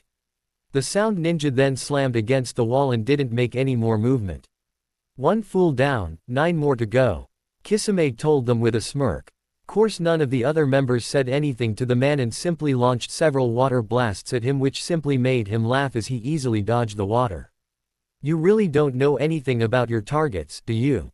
Kisame then quickly forms several seals and launches several sharks made completely out of water at the group, who managed to dodge each blast as well. Hey, why should we bother learning about you if your attacks are gonna be that slow? One of the sound ninja told Kisame, who continued to laugh. Oh, you want me to be faster, huh? Kisame asks, quickly appearing right next to the man that made the comment as the rest of the group jumped away from both of them. He then quickly made a giant water sphere around both of them. He then transformed his own body to be more shark-like. Well, how about I show you just how fast I can be? He cockily told the man, who simply smirked at him. Go ahead, but I am glad you were as cocky as Lord Orochimaru told us you were. The man told him, confusing Kisame until he felt the man mold a large amount of chakra. Chakra that quickly became visible as blue sparks coming off of his skin. A sight that makes Kisame realize what was going on and tried to get away, but it was too late. For Kisame was only able to get a few feet away from the sound ninja before a large amount of electricity filled the water sphere. Gah, was all Kisame could mutter as the lightning hit him and was strong enough to leave him spasming on the floor. Damn it, I need to move, Kisame thought as he tried to regain control of his body. Sadly for him, before he was able to gain much control over his body before he felt several swords pierce through his body. The team of sound ninja then watched as a large amount of blood flowed out of his many wounds. Huh, what do you know, it seems that Daki was right, cockiness really was this fish's fatal weakness. One of the sound ninja muttered, looking over where the water sphere was. There rested the charred remains of what used to be Daki, laying on the ground basically completely black thanks to the high voltage that just passed through his body. May he be proud that his suicide attack was not in vain. Hey, yeah, he died so that we can be praised by Lord Orochimaru. One of the men stated happily and stuck a syringe into Kisami's back. They all then watched as a black blood being was commanded to walk over to Kisame and bit onto his shoulder. Black lines then quickly moved through his entire body, making it begin to twitch yet again. Conan vs 20 Sound Ninja Few who knew that even the Akatsuki has a girl that isn't too bad on the eyes. One of the ninja says, clearly trying to imagine what she looks like under her cloak. Disgusting, Conan muttered before quickly having some paper peel off of her and turned into several paper shuriken that launched at her opponents. Course the one that she wished to hit pulled one of the black-blooded creatures in front of him to take all of the blows. Get her, he then called out, and all of the ninja came at her at once. The zombie-like creatures all went after her. Due to this, she quickly creates paper wings and hovers above the reach of the mindless drones. Course after seeing this, the drones took only a few moments before jumping at her, making her have to dodge as a few of them would launch at her. While she did this, she also had to dodge attacks from the squad that was watching her. Enough, Conan growled out, flapping her wings to release dozens of sheets of paper that formed into sharp spikes that rained down on her enemies, killing some of the drones and forcing the sound ninja to dodge to avoid most of the attacks. TCH, darn women, a random ninja growled out and quickly pulled out the spike that landed in his shoulder. Well, she isn't an S-class ninja for nothing, dipshit. One of his teammates told him, making the original man growl out. The second man just ignored his teammate and launched several fireballs around Conan in a way that she didn't even need to move to avoid the flames. Course this didn't bother the man much as he rushed after the fireballs and jumped at Conan himself, and thanks to the fire, she had no way of escaping him. Hey, but just like the rest, she is cocky. Now die, he told Conan as he rapidly came at her, pointing his blade at her with it crackling as lighting chakra flowed through it. Fool, Conan muttered as she simply formed two katanas and infused them with her chakra. She then blocked the lighting-infused sword with one of her blades, unbothered by the fact that the lighting slowly cut through said sword. For as soon as the danger was gone, she brought her second blade down and cut the man deeply across his chest. Stupid fool. Why would you ever think that would work? The first man muttered before gaining an evil smirk. Well, I might as well use his stupidity. He mutters before going through a few hand signs and slamming his hands on the ground. He then watched as the wall behind Conan rapidly began to thicken and had a stone spike come jutting out of the wall directly at Conan's back. Though his smirk soon turned to a frown as she flew up just before the spike hit her, letting it impale the sound ninja instead. Damn bird, why can't you just be hit? Calm down, Darren, we need to think of a plan to pin her before those feather things she rains down end up killing us. Just be thankful that she doesn't seem to have any desire to use basic elemental, just you. Another sound ninja muttered before ordering the black blood creatures to yet again hold her attention as she began killing them off. Now how can we stop her? We need to take the few seconds of time those mindless pawns are giving us to try and figure out a way to end her paper jutsu. The man told the remaining ninja around him. What? Fuck that, she is distracted now, we need to kill her while she is having trouble focusing. Darren told the group with a glare. Whoever wants to be a pussy can stay here with Taki, but if you want to share the rewards Lord Orochimaru gives us for killing this bitch, you will come with me right now. He told the group, and 15 of the sound ninja looked to be in thought for just a moment before nodding their heads. Great, now let's go. Darren told his group, rushing at Conan, who was quickly finished her opponents, thus leaving only 3 people with Taki. Fools. Who fights without a plan? A girl sound ninja mutters, with the other 2 shaking their heads at their teammates' foolishness. So, do you have anything that might work? She asked Taki, who seemed to be lost in thought. Focus, that must be the key. Taki tells them with a smirk, confusing the people around him. Think about it, that paper jutsu of hers must take a lot of chakra control to properly keep the structures she made together and working properly. So, what happens if we remove that ability? Taki asks them, making them quickly understand. Then she falls, but that will only keep her from using her paper jutsu and get her grounded. She still is S-class. The female sound ninja told him, knowing that she didn't have enough power to face an S-class ninja by herself even if they only used basic skills. Hey, now Amari, you aren't looking at the big picture here. Nazu and Karasu will attack her first, creating stone spikes all around this area. Then as soon as it is set up, Amari will use her upgraded sound arm and hopefully make her fall. If we are lucky she will land on the spikes, but if not, the only way for her to land is right next to us. Either way, as soon as she is distracted by her land, we will strike and end this. Taki explained, and at the end the group nodded, showing they understood. They all then looked over at the rest of their group, where most of the black blood creatures were already dead and only 6 of the sound ninja remained. Let's get started before these fools are all finished off. Taki ordered them. He and the other 2 males quickly began attacking to create the rock spikes as fast as they could, paying no mind to their other teammates as they were being cut down rather quickly. Still, they were just about done when the last of their teammates and finally were killed. Though Konan was no longer as pristine as she originally was. For after having to fight so many ninja and using her flying for so long, she was now clearly starting to get fatigued. But Taki wasn't about to let her rest, as he kept her at a distance with weaker range attacks while the last few spikes were made. "Hey, we finally got you," Taki told Konan, a smirk. "But yet you are the ones that are nearly completely dead," she told them, clearly thinking he was just as cocky as the rest of the sound ninja were. "That may be, but we are the ones that actually have a brain." "Amari now," Taki ordered, and said girl quickly swung her arm in Konan's direction and began to hit the small metal contraption attached to her hand while focusing the sound's effect solely at Konan. Said flying woman was confused for only a moment until she felt herself start to feel off balance and noticed her wings were quickly losing paper. What is going on? Konan thinks as she began to descend towards the spiked floor. She desperately tried to reform her wings only to have her tries fail each time. She then begins to panic as she saw herself get closer and closer to being spiked to death. Still, she managed to use the remaining amount of her wings and tried to get as close to the edge of the spikes as she could. Seconds later she fell, managing to succeed in dodging the spikes and only had one of the spikes graze her leg. She then ended up falling flat onto the ground in front of the remaining sound ninja. She then watched as they came down at her with their weapons, clearly planning on finishing the job. Though as she watched the weapons slowly come down, the entire group all of a sudden got forced away from her. She then looked in the direction they were launched and saw they were all now slammed into a wall hard enough to leave imprints, leaving her a bit shell-shocked. Pain vs 30 sound ninja and black blood beings.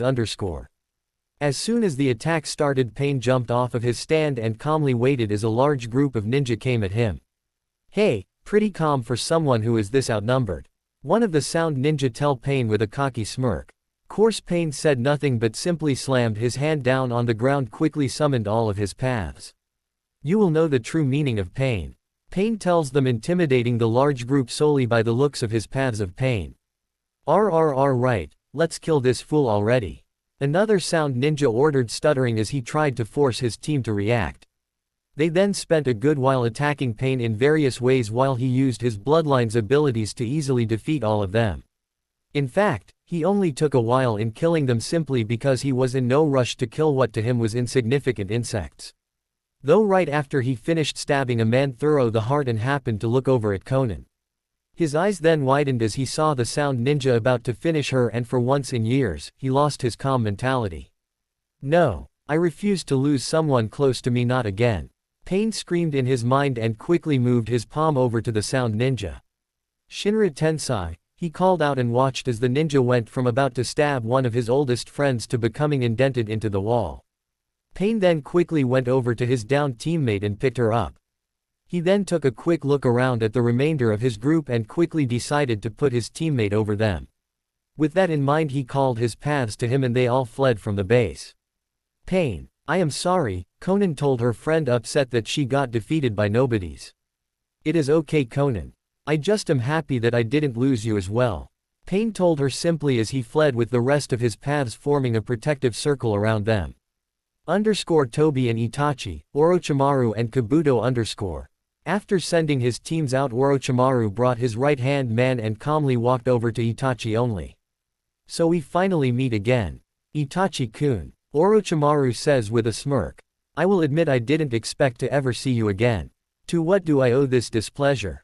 Itachi asks Orochimaru simply. Orochimaru was about to respond himself until a completely hidden man in an orange mask popped up close to Itachi. "Hello, Snakey-san," the man said happily, making even Orochimaru blink in surprise for a moment. Well, it seems that a child has rudely interrupted us, let me correct that. Orochimaru says simply, then opened his mouth and let the Kusanagi come out and quickly stretch at Toby. Toby saw this and calmly stood there, trusting his jutsu, only to be stunned when he felt the sword pierce straight through his body and quickly be pulled out. Behind the mask, Obito stood stunned with wide eyes as he put his hand firmly against the front of his wound. How? He asked, looking down at his now bloody hand. It seems someone doesn't know the basics of life if he doesn't realize what a sword can do. Kabuto sarcastically told Itachi, who simply glanced over at Toby. Indeed, Kabuto-kun. How about showing Toby-san some lessons about life? Orochimaru suggested, getting a smirk from Kabuto. Gladly. Kabuto tells his master and quickly rushed at Toby with a scalpel in hand. An attack that Toby dodged by quickly jumping away from Itachi. And now we can have some time alone. Orochimaru tells Itachi happily. Have you come to try and take my body again? Itachi asks, narrowing his eyes slightly. Kukuku, don't worry, I have other plans to obtain your clan's bloodline. Orochimaru told him, happy to see that Itachi could no longer hide his anger, though he enjoyed the slight widening soon after far more. What's wrong, Itachi-kun? Is your Sharingan on the fritz? What did you do? Itachi asked, for once surprised. Kukuku, oh, you'd be surprised what you can do if you put your mind to it. Orochimaru told him. Now how about we start this match, shall we? Orochimaru tells him, making Itachi tense. Why isn't my Sharingan working? Itachi thinks, actually a bit panicked. Because while he was for sure an S-class ninja, he also relied on his bloodline quite a bit over the years. Something that has only become even worse as his sickness and vision loss progressed. He knew that he was going to be in for one hell of a fight, seeing as Orochimaru was a high S-class ninja himself. Still, they began to fight with neither side losing any ground. They started fighting hand to hand until Itachi felt he was losing ground and quickly jumped back while going through hand signs. He then quickly blew several large fireballs at Orochimaru, who easily dodged. He then held his arm towards Itachi and let several snakes come out of his sleeve that launched themselves at Itachi. Itachi quickly dodged the snakes, but just when they were about to reach him, he saw his vision blur. No, not now, Itachi thinks desperately as he continues to move, and thankfully managed to get past them, but failed to see Orochimaru's fist slam into his chest, knocking the wind out of him. Oh, how the mighty have fallen. Itachi, the mighty Anbu of Konoha, now reduced to a sickly man that is dying soon with or without help. Orochimaru told Itachi, who broke his mask and glared at the snake man. A glare that didn't last too long, seeing as he had a coughing fit and coughed up a decent bit of blood. Though as soon as he recovered from his coughing fit, he found himself impaled through the chest by Orochimaru's blade. Let me put you out of your misery, Itachi-kun, but I will be honest to you. You are one of the few people that ever was a true challenge for me. Orochimaru admits as he watched Itachi breath his last breath. Toby and Kabuto. You know, I always thought that the Akatsuki was a serious group. Yet they somehow ended up with a fool like you. Kabuto tells Toby. Course, with his focus on his injury, Obito was in no mood to play the fool. Screw you. Obito tells Kabuto with a glare. Oh, what do you know, the fool actually can get serious. Kabuto mutters before activating his chakra scalpel. Now let's see if he can fight like an adult as well. He then charged head-on at Toby, who fought him with kunai from a hidden pouch. Sadly, Obito had little experience fighting a medical ninja and failed to realize that each time Kabuto's scalpels hit his blades, the chakra extended past the metal and injured his hands and arms. Sadly, for him, he finally noticed when the damage to his hand became enough that he could no longer hold onto his weapon. What? Obito muttered, trying to use his hands that were struggling to follow his orders. Though he wasn't able to focus on it for long before he felt his vision wavering. Oh, it looks like the poison Orochimaru-sama coated his blade with is finally working. Kabuto told Toby with a smile. He then watched as Toby tried to continue to struggle, only for his movements to become slower and slower. Kukuku, now I see why Lord Orochimaru enjoys playing with his opponents so much. Kabuto tells Toby, walking slowly up to him as he could no longer remain standing. No. I was supposed to get revenge on this world. I was supposed to bring her back. This was supposed to be my story. Obito thought trying desperately to do something but could only watch as Kabuto slowly brought his hand to his throat. For what it is worth, you are only the second most ridiculous person I have ever met. Kabuto tells him with a smirk, then finally ended Obito's life. Zetsu and remaining sound ninja TCH just great, damn this bastard for messing with my master plan. Zetsu thinks, watching the ninja run into the cave and sunk into the ground. He then went underneath one of the ones that were after him and quickly began to eat the man alive. Course the man and his team tried to stop him only to fail miserably as Zetsu disappeared before any real damage could be done. He then continued this process until all of the men around him were finished. Afterward he looked around at his team, and simply chose to watch as they battled the sound ninja. After all, if they were to be able to complete his plan, they would have to be strong enough to defeat these ninjas. Sadly, he was disappointed again and again as each of them failed. Great years of planning to get mother back all wasted thanks to that damn snake. Gah, I want to wipe that damn man off the face of this planet. I don't even want to imagine how many years my plans are going to be postponed now. Zetsu thought, glaring daggers at Orochimaru. Though after a few minutes he had an idea pop into his head, making him smirk yet again. Actually I may just be able to salvage this. That deluded fool Pain is still alive and will more than likely form his group all over again. And this snake fool might just prove useful yet. After all, if he really is obsessed with jutsu, then I bet I could worm the idea of getting endless chakra from the biju or some sort of bullshit to get him to do the work as well. Zetsu thinks with his fangs poking out from evil smirk. I may just be able to salvage this mess yet, believe in me mother. Zetsu thinks as he sinks into the ground, leaving everyone alone, for now. Chapter 72, really 71, but for the sake of keeping with the proper chapter numbers, just pretend the message chapter didn't exist. Rain Village. After Pain made sure that Conan was stable, he fled back to the safety of his own village.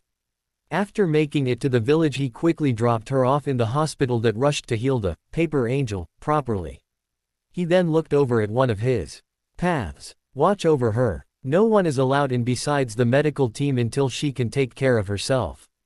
Do not let anything happen to her, he told one of the paths before walking to his cave. Finally, he sat down in his throne and finally let himself get lost in his thoughts. All that time and planning lost. Not to mention most of the Akatsuki is dead, what is left? He thought now that years of planning just went down the drain. He then looked out of the cave at the village that was doing its normal daily routine, unaware of its leader's massive problem. No, I can't give up. All of these people need their leader. They need their god. So, what those members died, I will just have to rebuild it yet again even stronger. Plus, I already have several of the biju. I can't just stop now. Pain thinks while simply observing his village. Now I know that the mobile Pain is just another path, but I really don't want to think of a good way to move that weird contraption he is in. Sound base Cuckoo perfect. Orochimaru cackles, happy that his plan worked. For while his team suffered a large number of losses that meant nothing to him, what did was that the people that not only looked down on him but became a serious thorn in his side were finally gone. In fact, after the battle was finished, he had his group quickly collect what was left of the Akatsuki and seal it up. After all, he could surely find some use for their body's secrets. He then rewarded each of the group's members that survived with a reward that kept them happy enough to not bother him or betray him. Cough cough. Orochimaru's happiness was interrupted with a coughing fit. After which he looked to his hand and saw blood caked on it. It seems that it is time for you to switch to a new body. Kabuto tells him after walking into the throne room. Shall I go collect Sasuke-kun? Kabuto asks calmly. No, with this body being this weak I doubt it would hold. After all, I doubt Sasuke-kun will hold to his end of the deal. Orochimaru tells him honestly. Prepare me one of the substitutes. Orochimaru orders him before the door to the throne room was slammed open. He then barely had time to look at who it was before having to dodge a bolt of lightning. How dare you? Sasuke growls out, glaring at Orochimaru. Plus 15 minutes earlier plus. After finishing his training session, Sasuke calmly began the walk to his room to take a well-deserved shower. Yeah, I can't believe it either, but we finally got rid of the Akatsuki. I knew those fools were all talk. Sasuke heard a random ninja say and he stopped in his tracks. They attacked the Akatsuki. He thought surprised seeing as he was well aware that Itachi was a member of them. He then quickly got in front of the group that was talking. What was that about the Akatsuki? Sasuke asked them, not allowing any of the men pass as he glared at them. Well, Lord Orochimaru recently had a few of us attack the Akatsuki and we finally succeeded in finishing them off. One of the ninjas tells Sasuke, then began to shake as they felt his ki push down upon them. What? Sasuke growled out before quickly turning around and rushing down the base's hall, completely ignoring the ninja who were now breathing a sigh of relief as they dodged his rage. That bastard better not have killed Itachi. I made it clear to him that he is my prey and my prey alone. He will pay for this. Sasuke thought, preparing a chidori as he quickly neared the throne room's door. Plus present time plus. To what do I owe this, please, Sasuke-kun? Orochimaru asks, not bothered by the attack he just dodged. I heard that you took my prey. Sasuke growls out, making Orochimaru smirk. Oh, I am sorry Sasuke-kun, I must have completely forgot. If you wish I will let you kill his body, Orochimaru told him with a smirk. Bastard. Sasuke growled out, quickly drawing his blade out and swinging at Orochimaru, who quickly dodges each strike.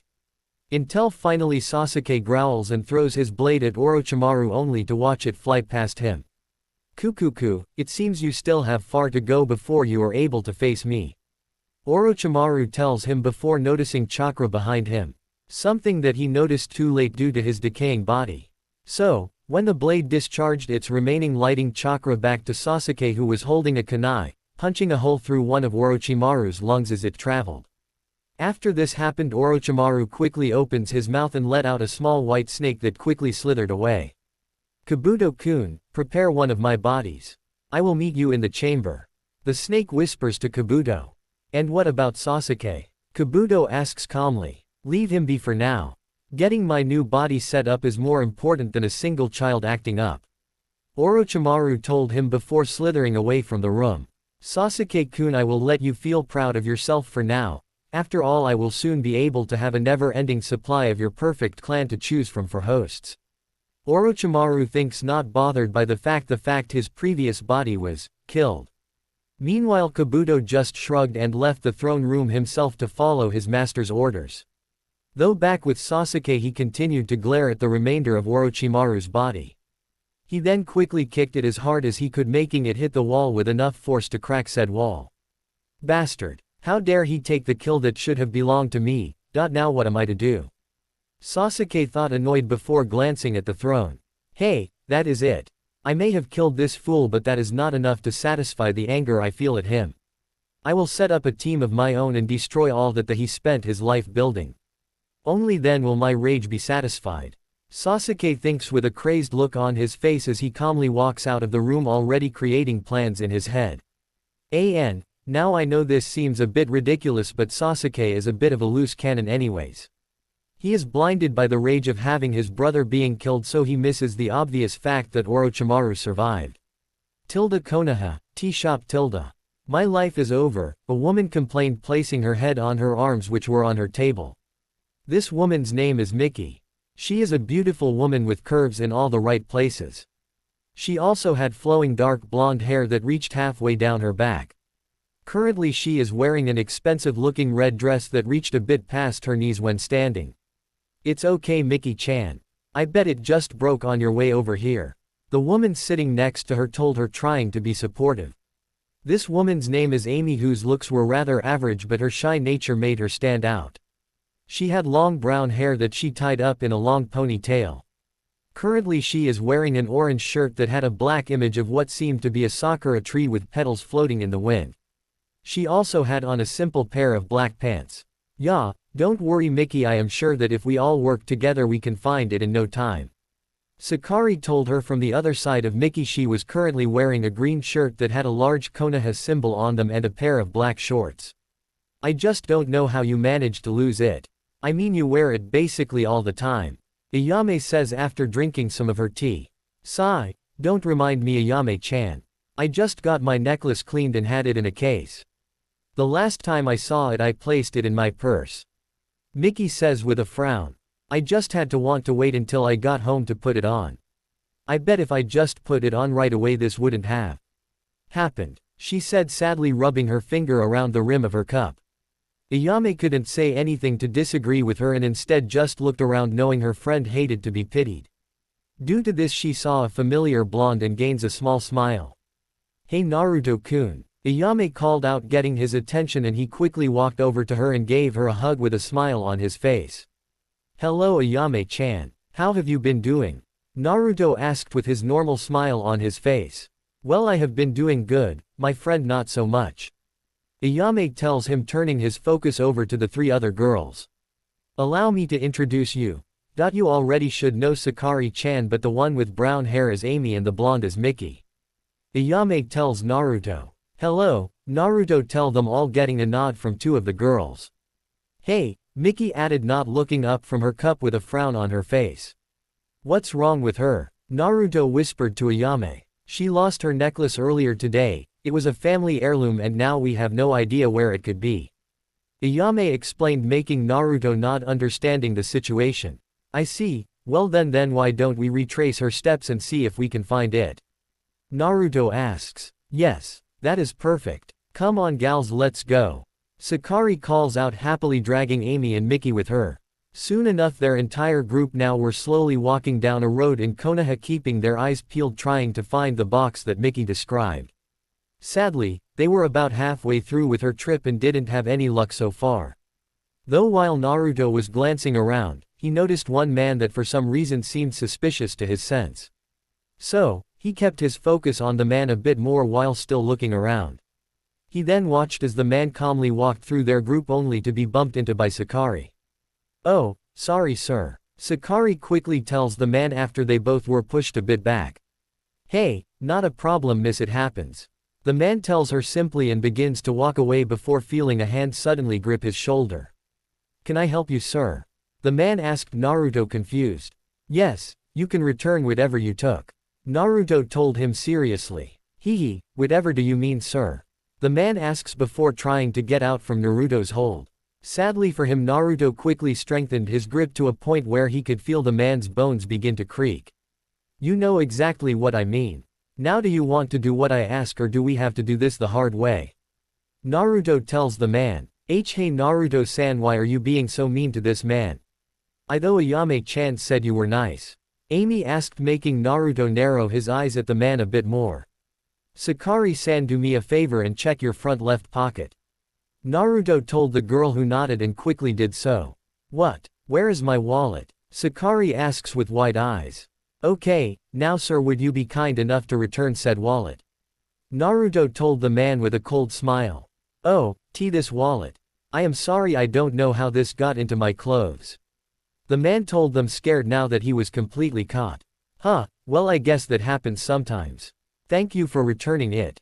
So sorry for thinking that you were a thief," Naruto told the man and gave him a gentle pat on the back. "Huh, oh yeah, it's okay," the man said before walking away from them with a quick pace. "Wait, I remember him now. He bumped into me earlier when I had my necklace," Miki says, surprised. "What? Come on then, let's catch that bastard," Sakari calls out, quickly turning around only to be stopped by Naruto. "What the hell? We need to catch him and make him tell us where he put it," Sakari tells Naruto with a glare. "Sigh, calm down Sakari, that fool doesn't have it. In fact, I sincerely doubt he has anything of real value with him," Naruto tells them. "What? How do you know that?" Ayame asks, surprised. "Well, you see, while I was with Ero Sennin, he taught me much more than just how to become stronger. He taught me loads of things about the world and how things work as well," Naruto tells them, quickly summoning a clone that quickly disappeared. That man was probably at most was a trainee. Thus, meaning that he won't be allowed in the base the rest of them set up. Not to mention anything of real value he gets will be taken by his tutor as payment, Naruto explained. "But how do you know that?" Miki asks skeptically. To answer her, Naruto just points at his headband. He is new because only a fool would target someone around a ninja that is clearly alert, Naruto explained, pointing at his headband. "Okay, so say that you were right, now what?" Sakari asks. "Well, currently my clone is following that guy, so now that you girls now are up to date, we can catch up," Naruto tells them with a smirk. "Well then, what are you waiting for, let's go." Sakari orders, making Naruto chuckle and make 3 clones. Said clones quickly picked up each of the girls in a princess carry, causing them to have various reactions. How dare you? Miki stutters out, glaring at Naruto while unable to keep the red off her cheeks as she felt his hard muscle underneath his clothes. Hey, well, if you want to catch up with my clone, we have to go at ninja speed. Naruto tells them, making all but Ayame give him various degrees of levels of glares. Fine. Just hurry up and catch that bastard then, and if you cope a feel I swear to Kami. Sakari tells Naruto, leaking a bit of ki. After which Naruto quickly ran towards where his clone was and found the pickpocket currently walking through various side streets until he finally found an alley where a hooded man was calmly smoking. So, what did you get this time? Nothing, this bastard caught me collect some chick's wallet and had a grip like steel. The pickpocket tells the man after catching his breath. Tell me, did this bastard have a headband? The man asks after dropping the remainder of his cigarette. Yeah, he did. Why? The man asks, only to be hit in the face by the man. What the hell? I specifically told you to not go after ninjas. You aren't at a level where you can determine if a ninja will be paying attention enough to catch you or not. Just be thankful that they didn't kill you. The man tells the downed pickpocket. I wouldn't be so sure about that. Naruto tells them as he quickly appears behind the man that was smoking. Shit. The man calls out and quickly pulls out a knife, only to have Naruto easily dodge the strike and slam his fist into the man's face. Meanwhile, the original pickpocket tried to get away, only for the clones that were carrying the girls get in front of him. Now how about we have a long talk? Naruto tells both of them with a sinister smile. He then glances over at the girls and frowns for a moment. Now girls, if you excuse me, I need to do my job, and trust me, you won't want to see this. Naruto tells them kindly before grabbing both of the men and jumping onto the roof out of their sight. He then placed some seals on the ground before smiling at the men. Don't worry, thanks to those seals anything you say won't be heard by anyone else, and the only people that can see us are other ninja. Now let's get started, shall we? Naruto asks, leaking a bit of ki out while pulling out a kunai.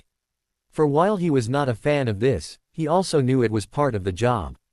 Course before he stated, an Anbu quickly appeared in front of him. Naruto-san, what are you doing with these civilians?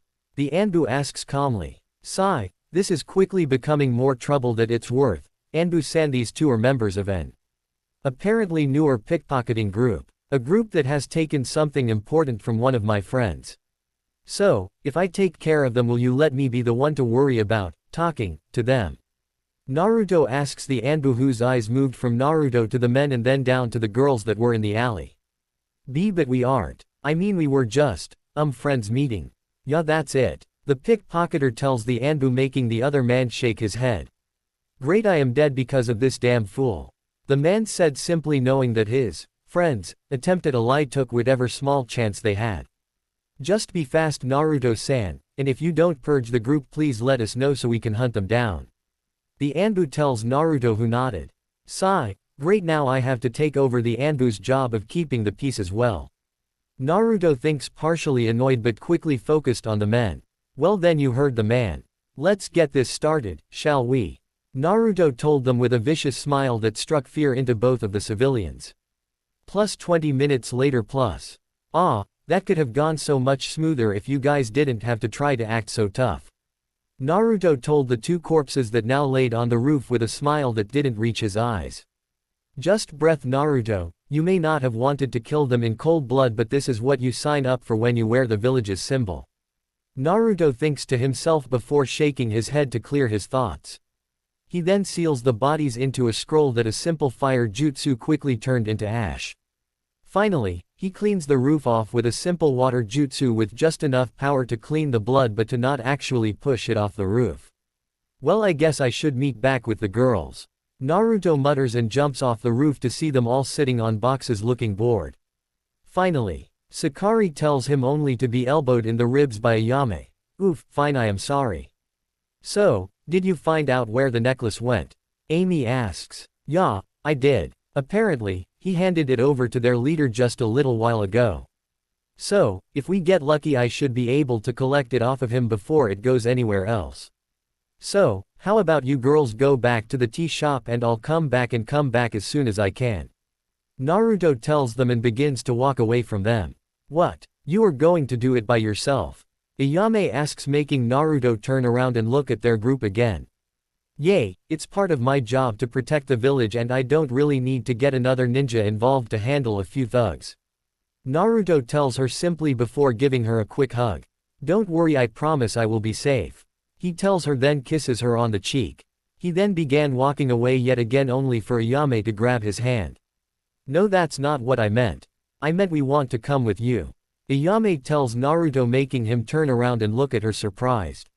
You want to fight? Naruto asked, shocked. Hey, we will show you that as civilians are more than capable to hold our own in a fight. Sakari added, wrapping her arms around Amy and Mickey. Yeah, I will show those lowlives what happens when you steal from a noble lady like me. Mickey adds, with fire in her eyes. Meanwhile, Naruto just looked at the three determined ladies with a sweat drop on the back of his head.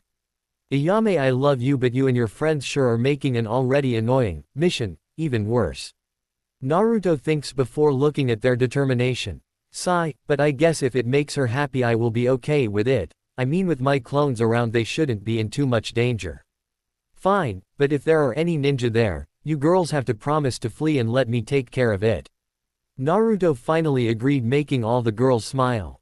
Yay. Come on girls, let's go get our weapons. We'll meet back up at the tea shop in 15 minutes. Ayame tells the group and all of the girls quickly go their separate ways, leaving a stunned Naruto by himself. Sigh, I just had to want to make her happy. Naruto muttered to himself and slowly walked back to the shop to get some tea, seeing as unlike the girls he always had equipment on him. Plus 15 minutes later. Right after the 15 minutes had passed, each one of the girls made it to the tea shop just as they said. Sakari and Amy brought 2 kunai that each one of them stuck into their purses. Mickey brought a short sword that she had attached to a belt that she now had on her waist, and finally Ayame had an actual katana attached to her hip. Well, are you girls finally ready? Naruto asked. Yes, thank you for waiting, Naru-kun. Ayame tells him, giving him a quick kiss on the lips. She then turned around and saw her friends glaring at her a bit. Enough of your lovey-dovey bullshit, let's get going.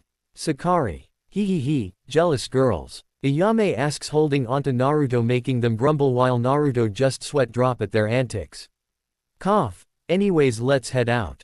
Naruto tells them simply. They then walk briskly through the village over to a smaller road towards the edge of Konoha. He then quickly created several clones that used Jiraiya's invisibility jutsu to be able to walk carefully behind the girls. Okay, so everyone get prepared. As soon as we enter this building, expect everyone to be our enemy. Now leave most of the enemies including the boss to me, okay? Naruto asked, getting nods from the girls who pull out all their weapons.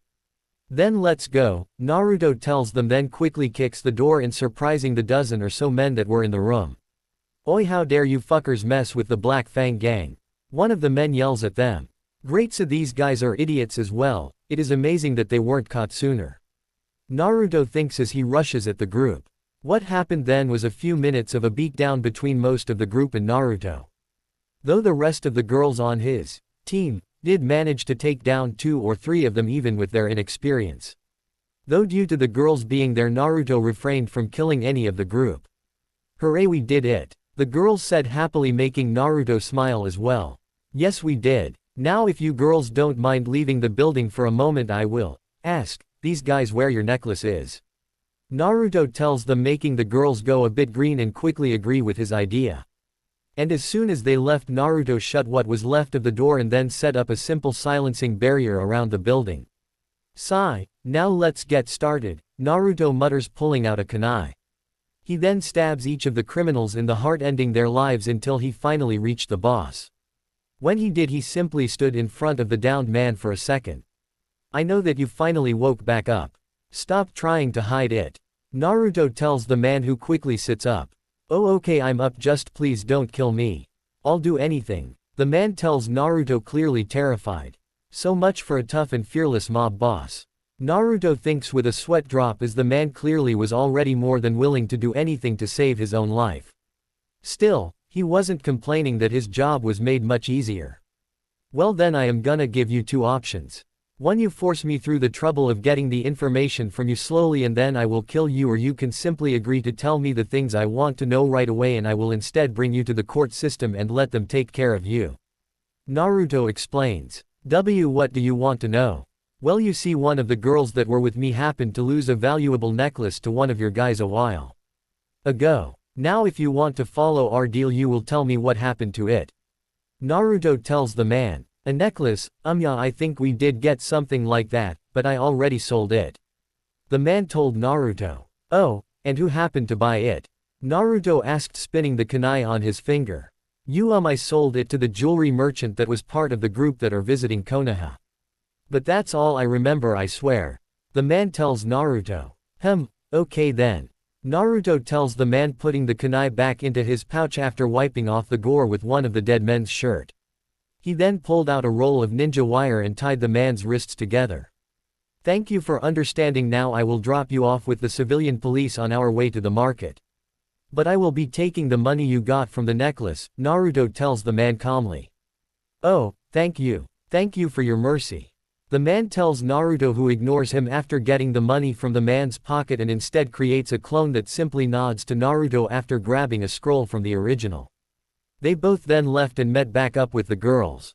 The entire group then walked the man over to the civilian police that were thankful to them as they accepted the man from their custody. They then walked over to where the traveling merchants were set up, only to see no one but the normal stands open.